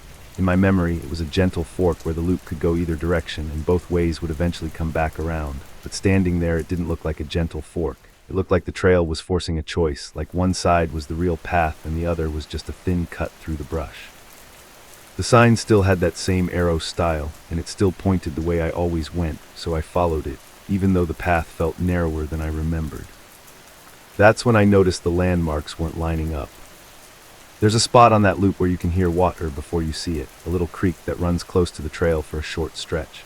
I kept waiting for that sound because it was always my mental checkpoint, but instead of hearing water, I heard nothing except my own breathing and the faint rustle of needles when the wind moved. I came to the place where the creek should have been, and there was no creek. There wasn't even a dry bed. There was just a dip in the ground filled with ferns and pine cones, like water had never been there at all. I stopped there, and for the first time that evening, I felt that cold little pinch of panic in my chest. I pulled out my phone and opened my map app, but it just spun and then showed a blank grid with my dot floating in the middle of nothing. The sky was darker now, slipping into that blue-gray stage before night. I remember thinking I should just turn around, because even if the loop was weird, going back the way I came should have been simple. So I turned around. I walked back for a few minutes, and it felt normal again for a second. Same dirt, same pines, same smell. Then I reached the sign where the trail had split, and it wasn't the same sign anymore. The post was there and the arrow was there, but the board had a different name than the one I'd read earlier. I actually stepped closer and ran my fingers over the carved letters like that would fix it, like my touch could prove it was new. The letters were worn smooth, like they'd been exposed to rain for years. I did that stupid thing people do when they're confused, where they start blaming themselves instead of the situation. I thought maybe I'd misread it, maybe I'd been distracted, maybe I'd walked farther than I realized and ended up at a different intersection. But the post had a knot in the wood shaped like a little eye, and I remembered that not because I'd noticed it before. It was the same post, it was the same arrow, it was just not the same name. And then I heard footsteps behind me. They weren't loud, they were slow and careful, like whoever it was didn't want to make noise. At first I told myself it was another hiker, maybe someone finishing late like me. I waited for them to catch up so I could do that awkward little nod people do on trails, but the footsteps stopped when I stopped. I took a few steps forward, and after a second they started again, matching me from somewhere behind the trees. I tried not to panic. I told myself not to be dramatic. I took out one earbud I didn't even remember putting in, like my body had tried to make this feel normal by playing music, and I listened hard. The forest felt too still, like even the bugs had gone quiet. I glanced over my shoulder and saw nothing but shadow and straight pine trunks. I walked faster. The trail started to slope downward, and that threw me off again, because I didn't remember any big downhill section on that loop. The light was fading fast now, and the path ahead looked like a darker tunnel between trees. I passed another sign, and I didn't even stop to read it this time because I didn't want to waste time standing still. But I still caught the corner of it, and I saw the arrow pointing in a direction that, in my head, should have been taking me back toward the parking lot. Instead, it led me deeper into the woods. The footsteps stayed behind me the whole time, never getting closer, never falling far back. After a while I saw something through the trees that should have been comforting. A faint glow, not bright but enough to make my heart lift because it looked like the kind of light you see from a parking lot. I pushed toward it, stepping off the main path without thinking, brushing past low branches that snagged at my sleeves. The glow got brighter and I broke through the trees into a clearing. It was a parking lot. For a second I actually laughed, like relief had made me stupid. Gravel under my shoes, a couple of cars parked in a loose line, and a big sign near the entrance. I hurried across the lot toward where I knew my car should have been. I looked for my paint color, my shape, and my license plate. My car wasn't there. I froze in the middle of the gravel, turning slowly like my eyes would find it if I just scanned the lot enough times. The cars that were there didn't look like the cars I'd seen when I arrived. They looked older and dirtier, like they'd been sitting for a while. One had a flat tire. Another had leaves piled up around the wheels like it hadn't moved in days. My stomach tightened, and I suddenly realized the glow I'd seen wasn't from a normal lot light. It was from a single lamp on a pole that flickered like it was dying. I walked to the trailhead sign because I needed something solid to grab onto. If I could read the trail name, if I could confirm where I was, maybe I could call someone, maybe I could just breathe. The sign was the same style as the one I'd started at, a big wooden board with the trail map and rules and all that, but the map didn't look like the map I remembered. The lines were slightly different, like someone had redrawn the loop from memory and gotten parts wrong. Then I saw the carving. At the bottom corner of the sign, down near where someone might scratch their initials, my name was carved into the wood, not just Q or QP. My full name, QENTINPARKS. The letters were deep and uneven, like they'd been done with a knife and then traced over again and again. The scariest part wasn't that it was there. The scariest part was that the carving looked old, like it had been weathered the same way the rest of the sign had. I backed up so fast I almost tripped. My chest was tight and my ears were ringing, and I suddenly felt like I wasn't alone in that clearing at all. I looked back toward the trees, toward the trail opening, expecting to see the person who'd been following me step out. Nobody came. The trail entrance just sat there, a dark gap between pines, like it was staring back. I fumbled my phone out again and got one bar of service, just enough to make a call. I dialed 911 with fingers that didn't feel like mine, and when the operator answered, I had trouble getting words out. I told her I was in a parking lot near Brevard, that I'd been hiking and that my car was gone. She asked me the trail name, and when I looked up at the sign to read it, my mouth went dry, because the name on the sign wasn't any trail I'd ever heard of. I gave her the closest road name I could remember from the drive-in. I told her I didn't know what was going on and that I thought someone had been behind me on the trail. She asked if I was injured, if I could describe the person, and if I could see anyone now. I kept saying no, no, no, like that somehow made the situation less real. She told me to stay where I was and that an officer would come check it out. I waited under that flickering lamp, staring at the carved letters on the sign like they might rearrange themselves if I looked away. Every time the light buzzed, my nerves jumped. I kept expecting footsteps on gravel, but the only sounds were the wind and my own heartbeat. When headlights finally swept across the lot, I felt a rush of relief so strong it almost made me dizzy. The officer was calm in that practiced way people are when they've seen a lot and don't want to take on your panic. He asked for my ID, asked what kind of car I drove, and asked if I was sure I parked here. I told him I was sure, and I pointed at the sign and said my name was carved into it. He walked over, shined his flashlight on it, and his face didn't change much at all. He just nodded like it was graffiti. He said people carve dumb stuff into signs all the time. I told him it was my full name and it looked old. He asked if I'd been drinking. I said no, and I could hear how defensive my voice sounded, which made me sound guiltier. He took my info, told me we'd file a report for the car, and then he asked if I had someone who could pick me up because there was nothing else he could do right then. I didn't want to stay there, I didn't want to step back into that trail, and I didn't want to argue with someone who clearly thought I was just another confused hiker. I called a friend from town and he drove out, complaining the whole time about how far it was and how his GPS didn't even like the route. When he got there, he looked around and asked me why I was at that trailhead, because he said locals didn't really use that lot. I told him it was the same place I always went, and he just shrugged like I was being weird. That night I barely slept. Every time I closed my eyes, I saw the trail signs changing, and I heard those footsteps stopping when I stopped. I kept thinking about my car, about how it could have been stolen, sure, but how none of the other details made sense. Sometime after midnight, I got up and checked my windows and locks like I'd suddenly become a different person. I left the light on in the living room and sat on my couch staring at nothing until the sun started to lighten the sky. The next morning is when I found the folder. It wasn't on my desktop, it wasn't in downloads, it wasn't anywhere obvious. I only found it because my laptop started acting slow and I went digging through storage like I was trying to clear space.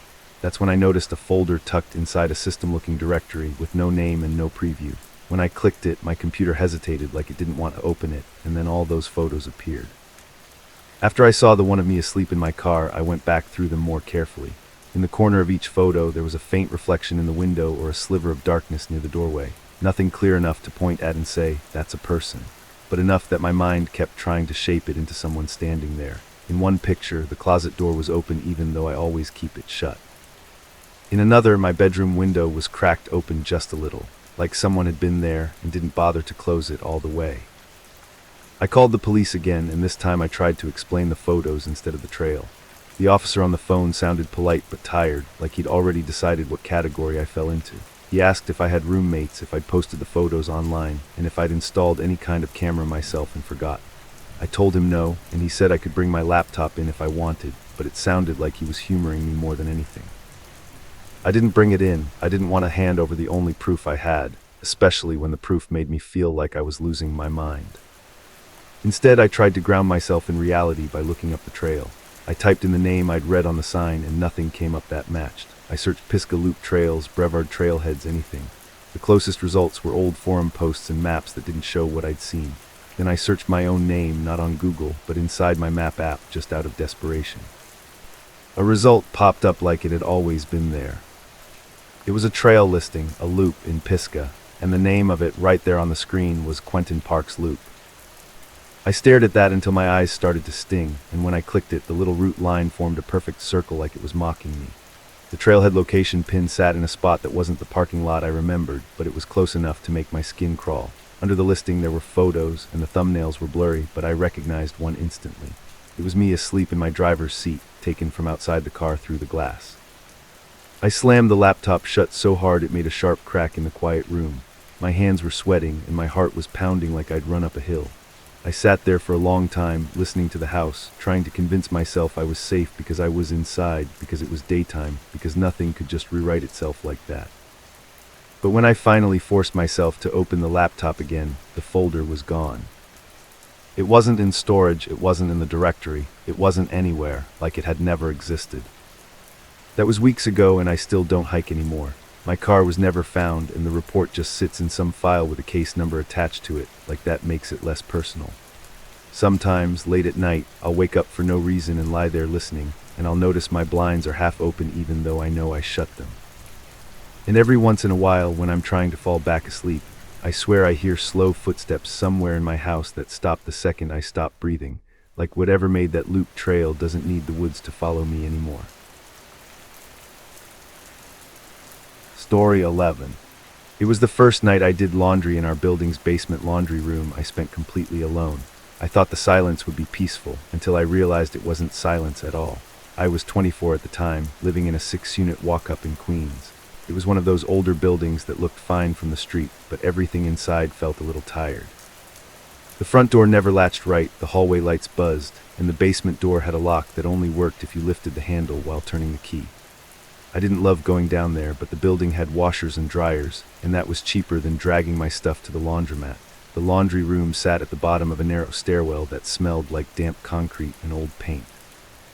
2 washers and 2 dryers were lined up against one wall, and the other wall was mostly bare except for a folding table and a rusty utility sink. The only window was a small ground-level one near the ceiling, the kind that showed ankles and passing shadows from the sidewalk outside. Even during the day, the place felt dim. At night, it felt like the building forgot it existed. Normally, I tried to do laundry on weekends when people were in and out. You'd hear someone above you walking across their kitchen, or you'd hear the front door open, and it made the basement feel less isolated.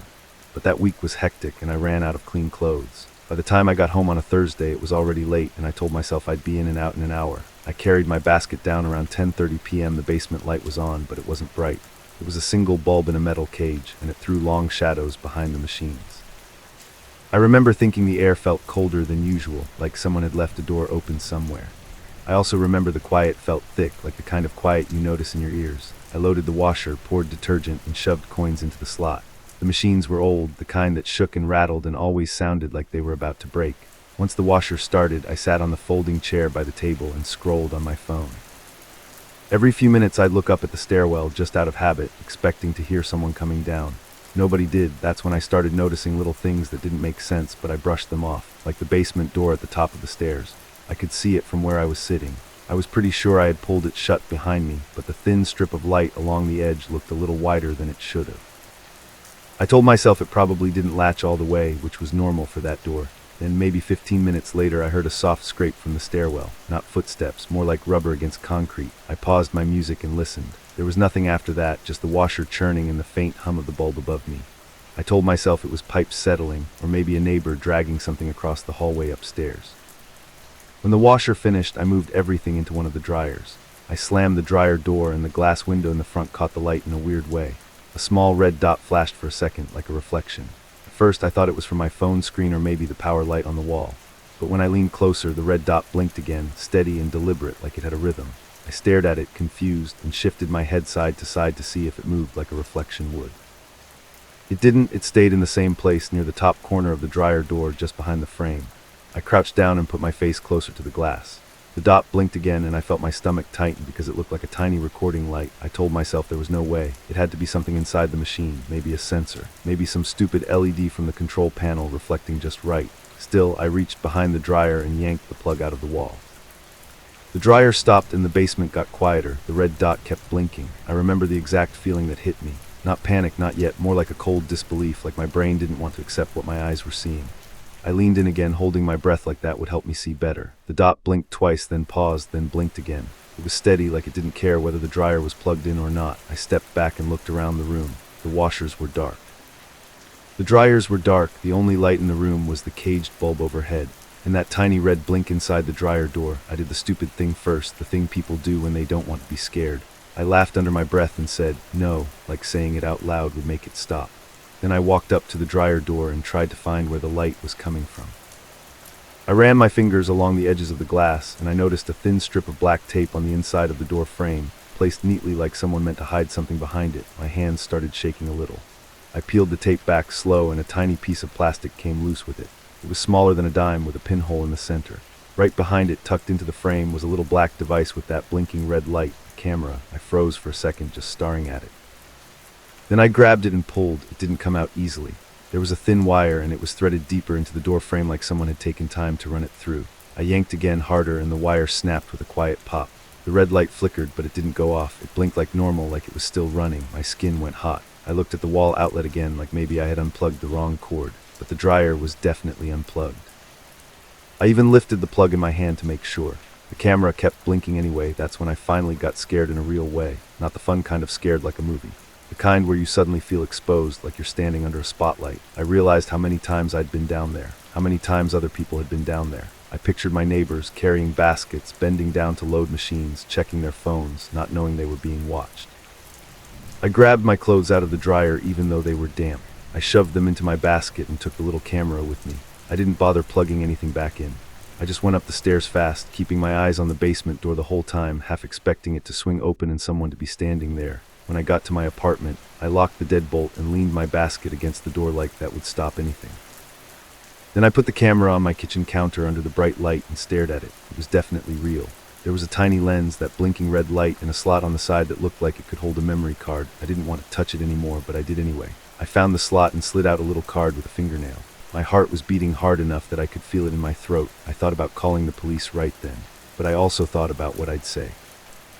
"Hi, there's a secret camera in my dryer." It sounded ridiculous, even though it wasn't, so I did what I shouldn't have done. I put the card into my laptop. First, nothing happened. Then a folder popped up with a list of video files, each one labeled with a date and time. The times were written in numbers on the file names, but I didn't even focus on that. I was too busy staring at the dates. There were dozens of them, going back months. My hands were sweating as I clicked one.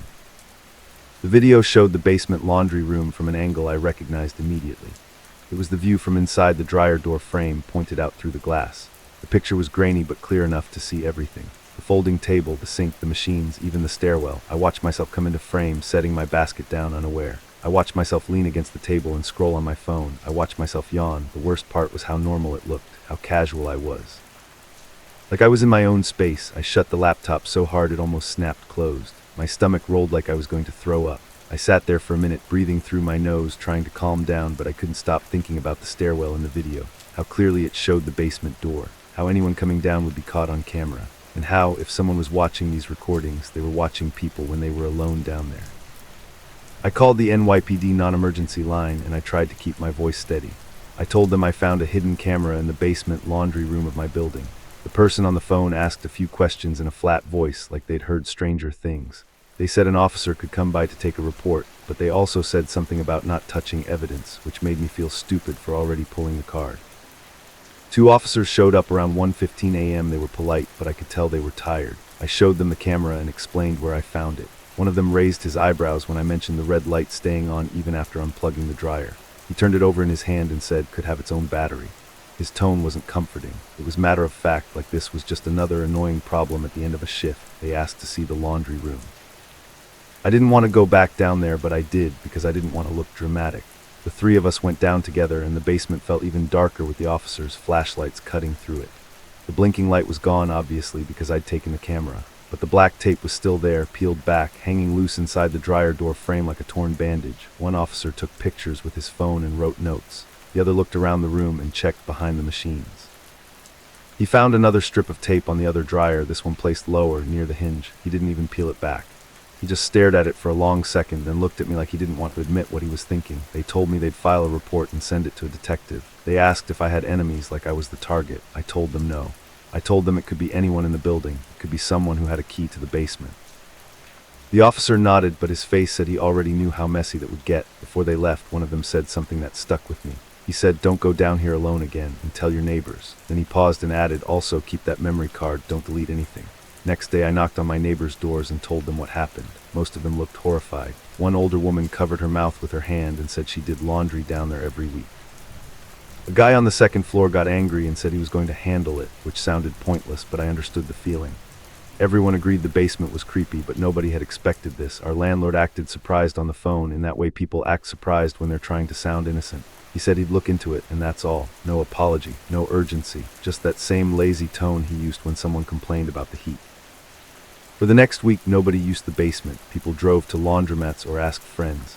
I did mine at my parents' place in Long Island, even though it was a hassle. At night, I started double-checking my locks. I closed my blinds before the sun even went down. And every time I heard footsteps in the hallway outside my apartment, I paused whatever I was doing and listened until they passed. The detective called me a few days later and asked for the memory card.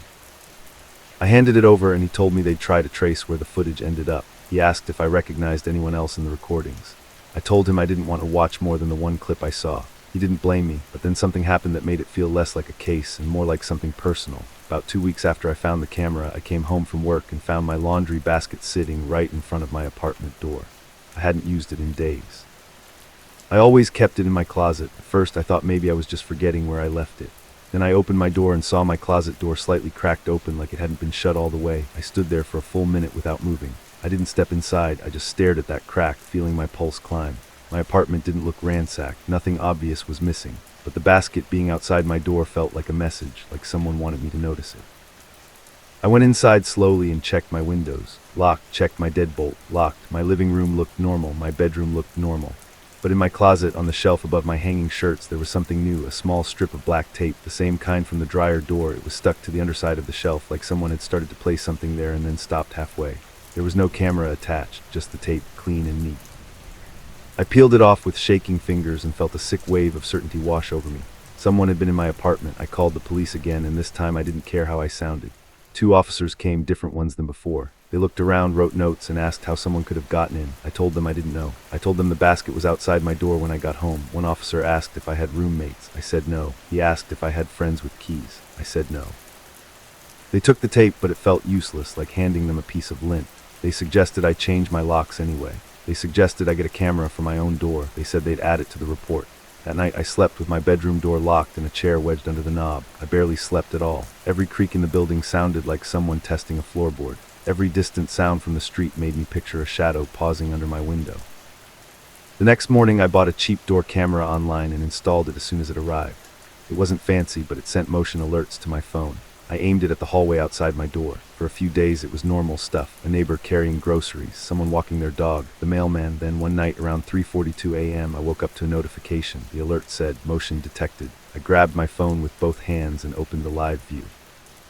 The hallway was dark, but the camera had night vision, so everything was gray and clear. At first I didn't see anyone. Then the image shifted slightly, like someone was standing too close to the lens, just out of frame. A second later, a face leaned into view, not fully, just part of it. One eye, one cheek, and a corner of a mouth. Whoever it was didn't look at the hallway. They looked straight into the camera, like they knew exactly where it was. They held still for a moment, close enough that I could see the texture of their skin in the night vision. Then they raised a finger and tapped the lens once, gentle like a knock. When the feed went black, I stared at my phone, frozen. The app showed the camera as offline. I got out of bed, heart slamming, and crept to my door. I didn't unlock it. I just pressed my ear against it and listened. The hallway was quiet, no footsteps, no whispering, just the building settling. In the morning, I opened my door and looked at the camera. It was still mounted, but the angle was slightly different, tilted upward like someone had twisted it. The little wire that powered it was still connected. The device should have been on, but it was. It stayed dead no matter what I did. Later that day, the detective called back and told me something in a careful voice. He said the basement camera wasn't connected to the dryer at all. It had its own power source, like a small battery pack, and it had a wireless transmitter. He said they believed the footage was being sent somewhere else in real time. Then he said, "There's one more thing." He told me they found a second memory card inside the dryer frame, not the one I pulled, a second one hidden deeper. He said it was newer, more recent, and he said the last video on it was from the night before. The night I got the motion alert at 3:42 a.m. I asked him what the video showed. There was a pause on the line, and then he said, "It shows the laundry room empty for hours." Another pause. And then it shows someone come down the stairs and stand by the folding table. They don't do laundry, they just stand there like they're waiting. I didn't ask what they were waiting for because I already knew the answer in my gut. I moved out 2 weeks later. I didn't finish my lease. I didn't care about the deposit. I packed my stuff during the day and stayed at a friend's place at night until it was done. On my last trip out, I carried my laundry basket up the stairs and out the front door, and I didn't look back at the building. But sometimes, late at night, when my new apartment is quiet, I think about that tiny red light blinking behind the dryer door. I think about how it stayed on even after I unplugged the machine, like it was never meant to depend on the building at all. And I think about that face leaning into my door camera, tapping the lens like it was saying, "I see you," because the detective never called me again with an arrest. And every now and then when I'm folding clothes, I'll find a thin strip of black tape stuck to the inside seam of a shirt I swear I've already washed twice. Story 12. Back in St. Louis, Missouri, I worked the night shift at a gas station. I used to think the scariest thing I'd see was a drunk customer. I was wrong. I'm not saying that to sound dramatic. I mean it in the most literal way. For almost a year I worked nights off Interstate 44, the kind of station where the lights buzz, the coffee tastes burnt no matter what, and you learn to watch people's hands more than their faces. After a while, nothing really surprised me. People yelled, people cried, people stole, and every so often the cops would show up and act like it was all just another Tuesday. Then the night my brother ended up in the emergency room happened, and it made everything I'd ever seen at that gas station feel harmless. My brother, Louis, had been staying with me for a few weeks while he looked for a job. He was 24, stubborn, and the kind of guy who'd rather suffer through something than admit he needed help. That night, right before my shift ended, he texted me that his chest felt tight and his left arm was numb. I called him immediately, and he tried to laugh it off, but his voice sounded thin, like he couldn't get a full breath. I clocked out early, drove home, and found him sitting on the edge of my couch with sweat on his forehead, insisting it was probably just anxiety. I didn't even argue. I grabbed my keys, shoved him into my car, and drove straight to the nearest ER. The emergency department was exactly what you'd picture in a big city hospital late at night. Bright, fluorescent lights that made everyone look sick even if they weren't. A waiting area full of stiff plastic chairs, a muted TV playing some infomercial, and a security guard who looked half asleep. At the front desk, a woman behind thick glass took Louis's name and birthday, then asked him a few questions without ever really looking up. When he said chest pain, her expression changed just enough to make my stomach drop. 2 nurses came out with a wheelchair and they took him through double doors while he twisted around to look at me like he was embarrassed. One of them told me, "We're going to evaluate him. You can wait right here." So I waited. At first I was just anxious in a normal way, checking my phone, watching the doors, and telling myself they were moving fast because they were being careful. But as time passed, the waiting room started to feel like its own little world. People came in, got called back, and either returned with papers or disappeared behind those doors. A guy with a bloody towel around his hand paced in circles. A tired mom rocked a toddler who kept whimpering. Every now and then someone would shout a name and a different group would shuffle toward the desk. I went up twice to ask about Louis, and both times the answer was vague. "He's still being seen. He's in the back. They'll update you when they can." After a while I noticed something that bothered me. Whenever I asked for Louis specifically, the staff acted like they were searching for his name for the first time. The woman at the desk would frown at her screen, click around, then tell me he was still in evaluation. The way she said it felt rehearsed, like it was the line they used to get people to sit back down and stop asking questions. I tried to tell myself it was just a busy night. I'd seen busy nights. Still, something about the lack of details didn't feel right. At one point I checked my phone and realized it was almost 2 a.m. I remember that because I'd promised my manager I could cover an extra shift the next day, and I was already doing the math in my head about how little sleep I'd get. I walked to the vending machines down the hall, got a bottle of water, and came back to my seat. When I sat down, I noticed the security guard watching me, not in a helpful way. In a blank, almost curious way, like he was trying to place where he knew me from. I gave him a small nod and looked away, but the feeling didn't leave. Around 2:30 a.m., a nurse approached me. She was older than most of the nurses I'd seen come through the waiting room, maybe in her late 40s or early 50s. Her dark hair was pulled back too tightly, and she had tired eyes with deep shadows underneath them, like she hadn't slept in days. Her scrubs were a plain light blue with no logo that I could see, and her badge was turned slightly inward like she didn't want it facing out. She stood close enough that I could smell that hospital-clean scent mixed with something metallic, like pennies. In a quiet voice she said, "Marisol, Louis's sister." I stood up so fast my chair scraped the floor. I didn't even ask how she knew my name. I just said, "Yes, can you tell me what's going on? Nobody's telling me anything." She nodded slowly, like she was choosing her words. "He's been here a while," she said. "They're running tests, but he's asking for you. If you want, I can take you back to him for a minute." The relief hit me so hard it almost made me dizzy. I didn't question it. I didn't think about visitor rules or the fact that no one else had offered. I just grabbed my purse and said, "Yes, please." She led me toward the double doors that said authorized personnel only. As we walked, she didn't make small talk. She moved with this steady pace that made it hard for me to keep up in my sneakers. When we reached the doors, she didn't swipe a badge or punch in a code. She just pushed them open like they were never locked in the first place. I glanced back automatically, half expecting the security guard to stop us, but he didn't move. The waiting room lights were still bright behind me, the TV still flickering, and the same people still sitting and packing. I told myself that was proof everything was normal. On the other side of the doors, it didn't look like the main ER hallways I'd seen before. I'd been in that hospital once as a kid for stitches, and I remembered the back hall being busy with nurses at stations and carts rolling by. This hallway was quieter. The lights were the same harsh fluorescent kind, but they seemed dimmer, like they were on an older circuit.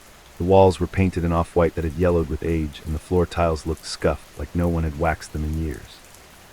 There were doorways along the sides, but a lot of them were closed, and the signs above them were plain, not the polished modern kind hospitals usually have. It smelled colder back there too, like refrigerated air. I stayed close behind her, and every few steps I glanced around, trying to spot a nurse's station or any other people. We passed a small alcove with an empty chair and a phone that looked like it belonged in an office from the 90s. We passed an open supply closet with shelves that were mostly bare except for a few boxes of gloves and stacks of folded sheets. I could hear something faint, like a steady beeping far away, but it didn't get louder as we walked. It just stayed the same distance, like it wasn't attached to any real room. After a couple of turns, I realized I was getting disoriented. The hallway didn't match the layout I remembered from the entrance side. It felt like we'd been walking longer than we should have, and the air felt heavier, almost humid. I finally asked, "Is he in a room back here?" The nurse didn't look at me. She kept her eyes forward and said, "Just a little farther." The way she said it wasn't rude, but it wasn't comforting either. It was like she was repeating something she'd said 100 times. We reached a section where the hallway narrowed slightly, and the lights overhead flickered once, just a quick blink, like someone had turned them off and on. I stopped without meaning to. The nurse took 2 more steps before she noticed I wasn't right behind her. She turned her head slowly, and for the first time I saw her face straight on. Her eyes looked glassy, like she'd been crying hours ago and never fully recovered. Her mouth twitched like she was forcing herself to stay calm. "Everything okay?"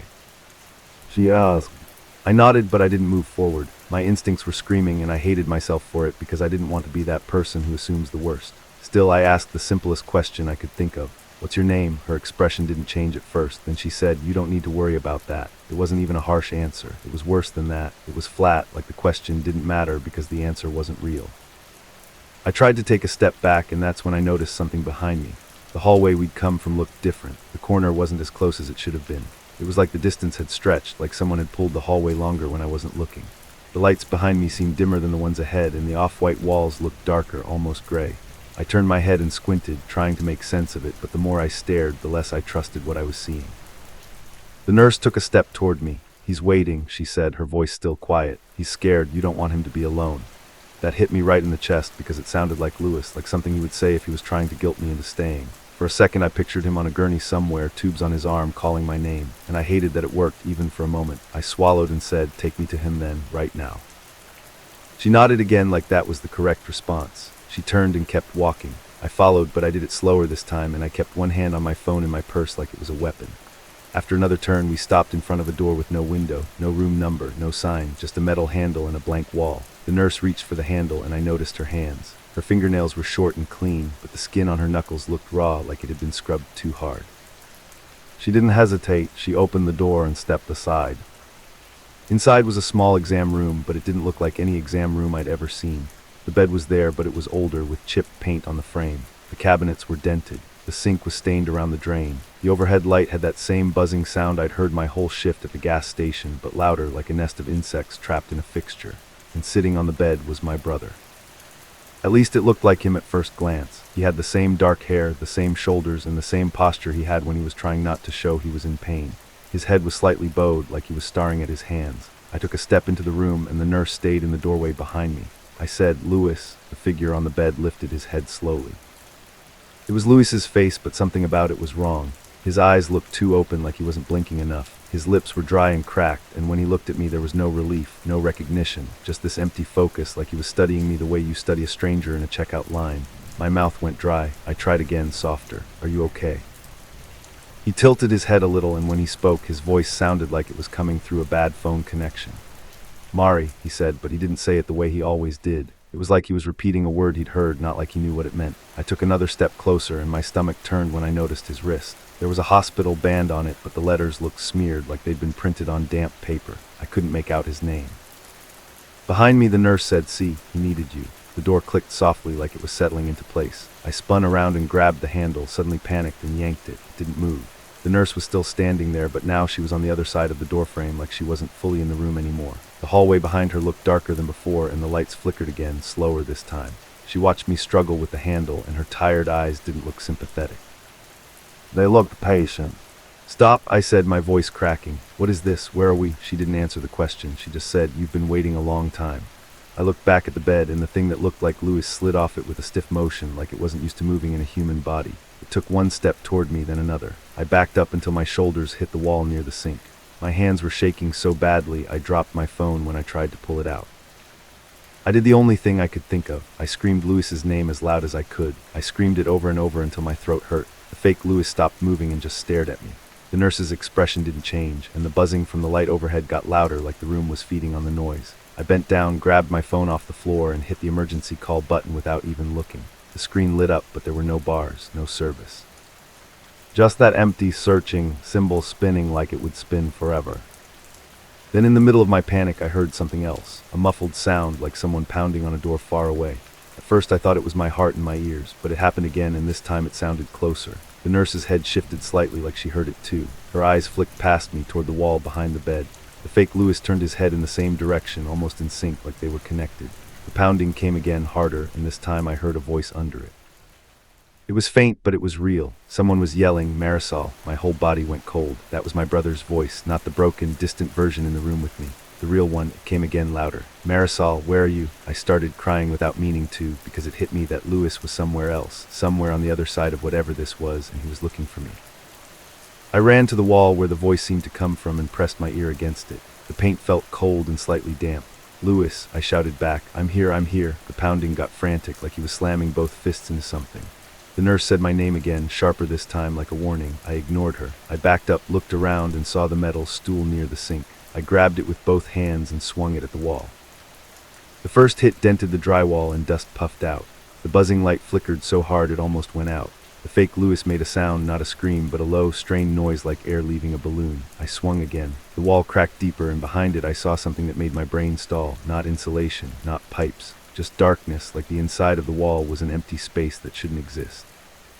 I swung a third time, and the hole opened wide enough for me to see a sliver of light on the other side. It wasn't bright. It was that same harsh hospital light, but it looked normal compared to the sickly room I was trapped in. I saw movement, a shadow, and then a hand pressed against the other side of the broken wall. A real hand, my brother's hand. I dropped the stool and shoved my fingers through the hole, and our hands touched through the jagged drywall like we were reaching through a fence. "Pull," I screamed, "pull me." The hand on the other side grabbed my wrist, and I felt a sudden pressure like my arm was being yanked through thick mud. The nurse's voice rose for the first time. "No," she said, and it sounded less like a person and more like a rule being enforced. I felt a cold grip clamp around my other arm, and when I looked, the fake Lewis had reached me. His fingers were too strong, digging into my skin through my jacket sleeve. I didn't think, I just kicked. I kicked hard, blindly, and my heel connected with something soft in his stomach. He didn't react like a person. He just loosened it enough for me to twist sideways. Lewis's hand on the other side pulled again, and this time I felt my shoulder scrape through the broken wall. The drywall tore at my jacket. Something cold brushed my hair, like the air itself trying to hold me back.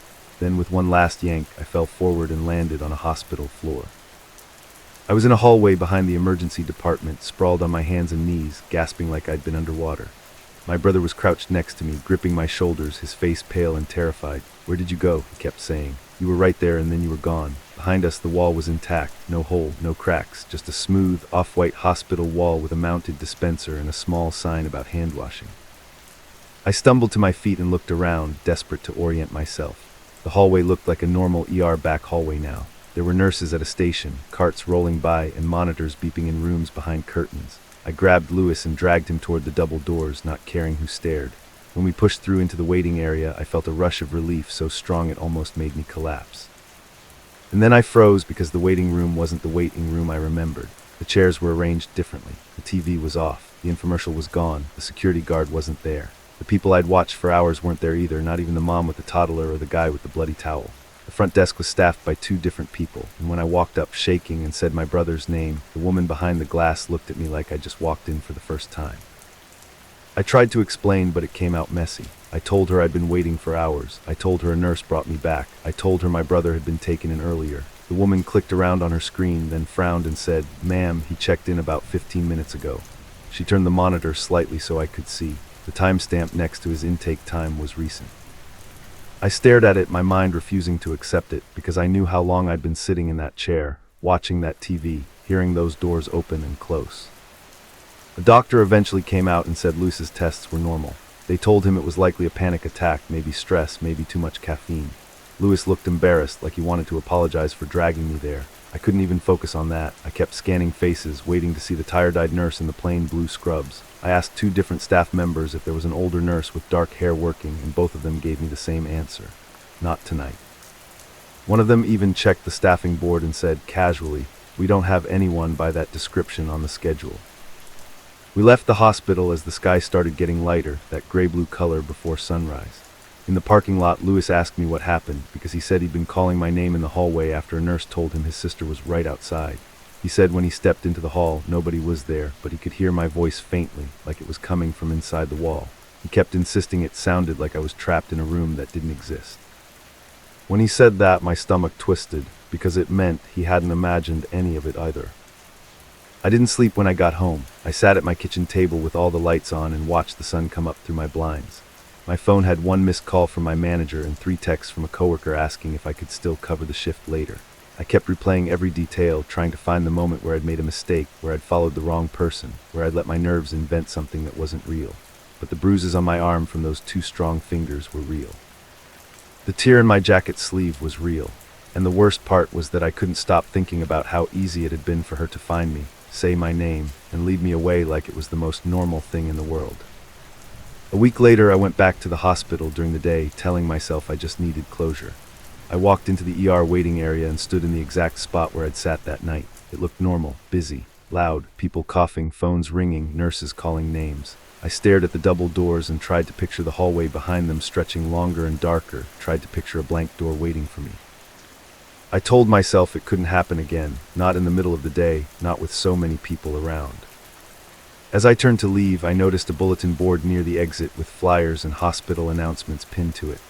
One of the papers was slightly crooked and the corner had folded over. Under it, half hidden, was a small laminated badge photo, like it had been dropped and shoved behind the board by accident. I leaned in and pulled it out.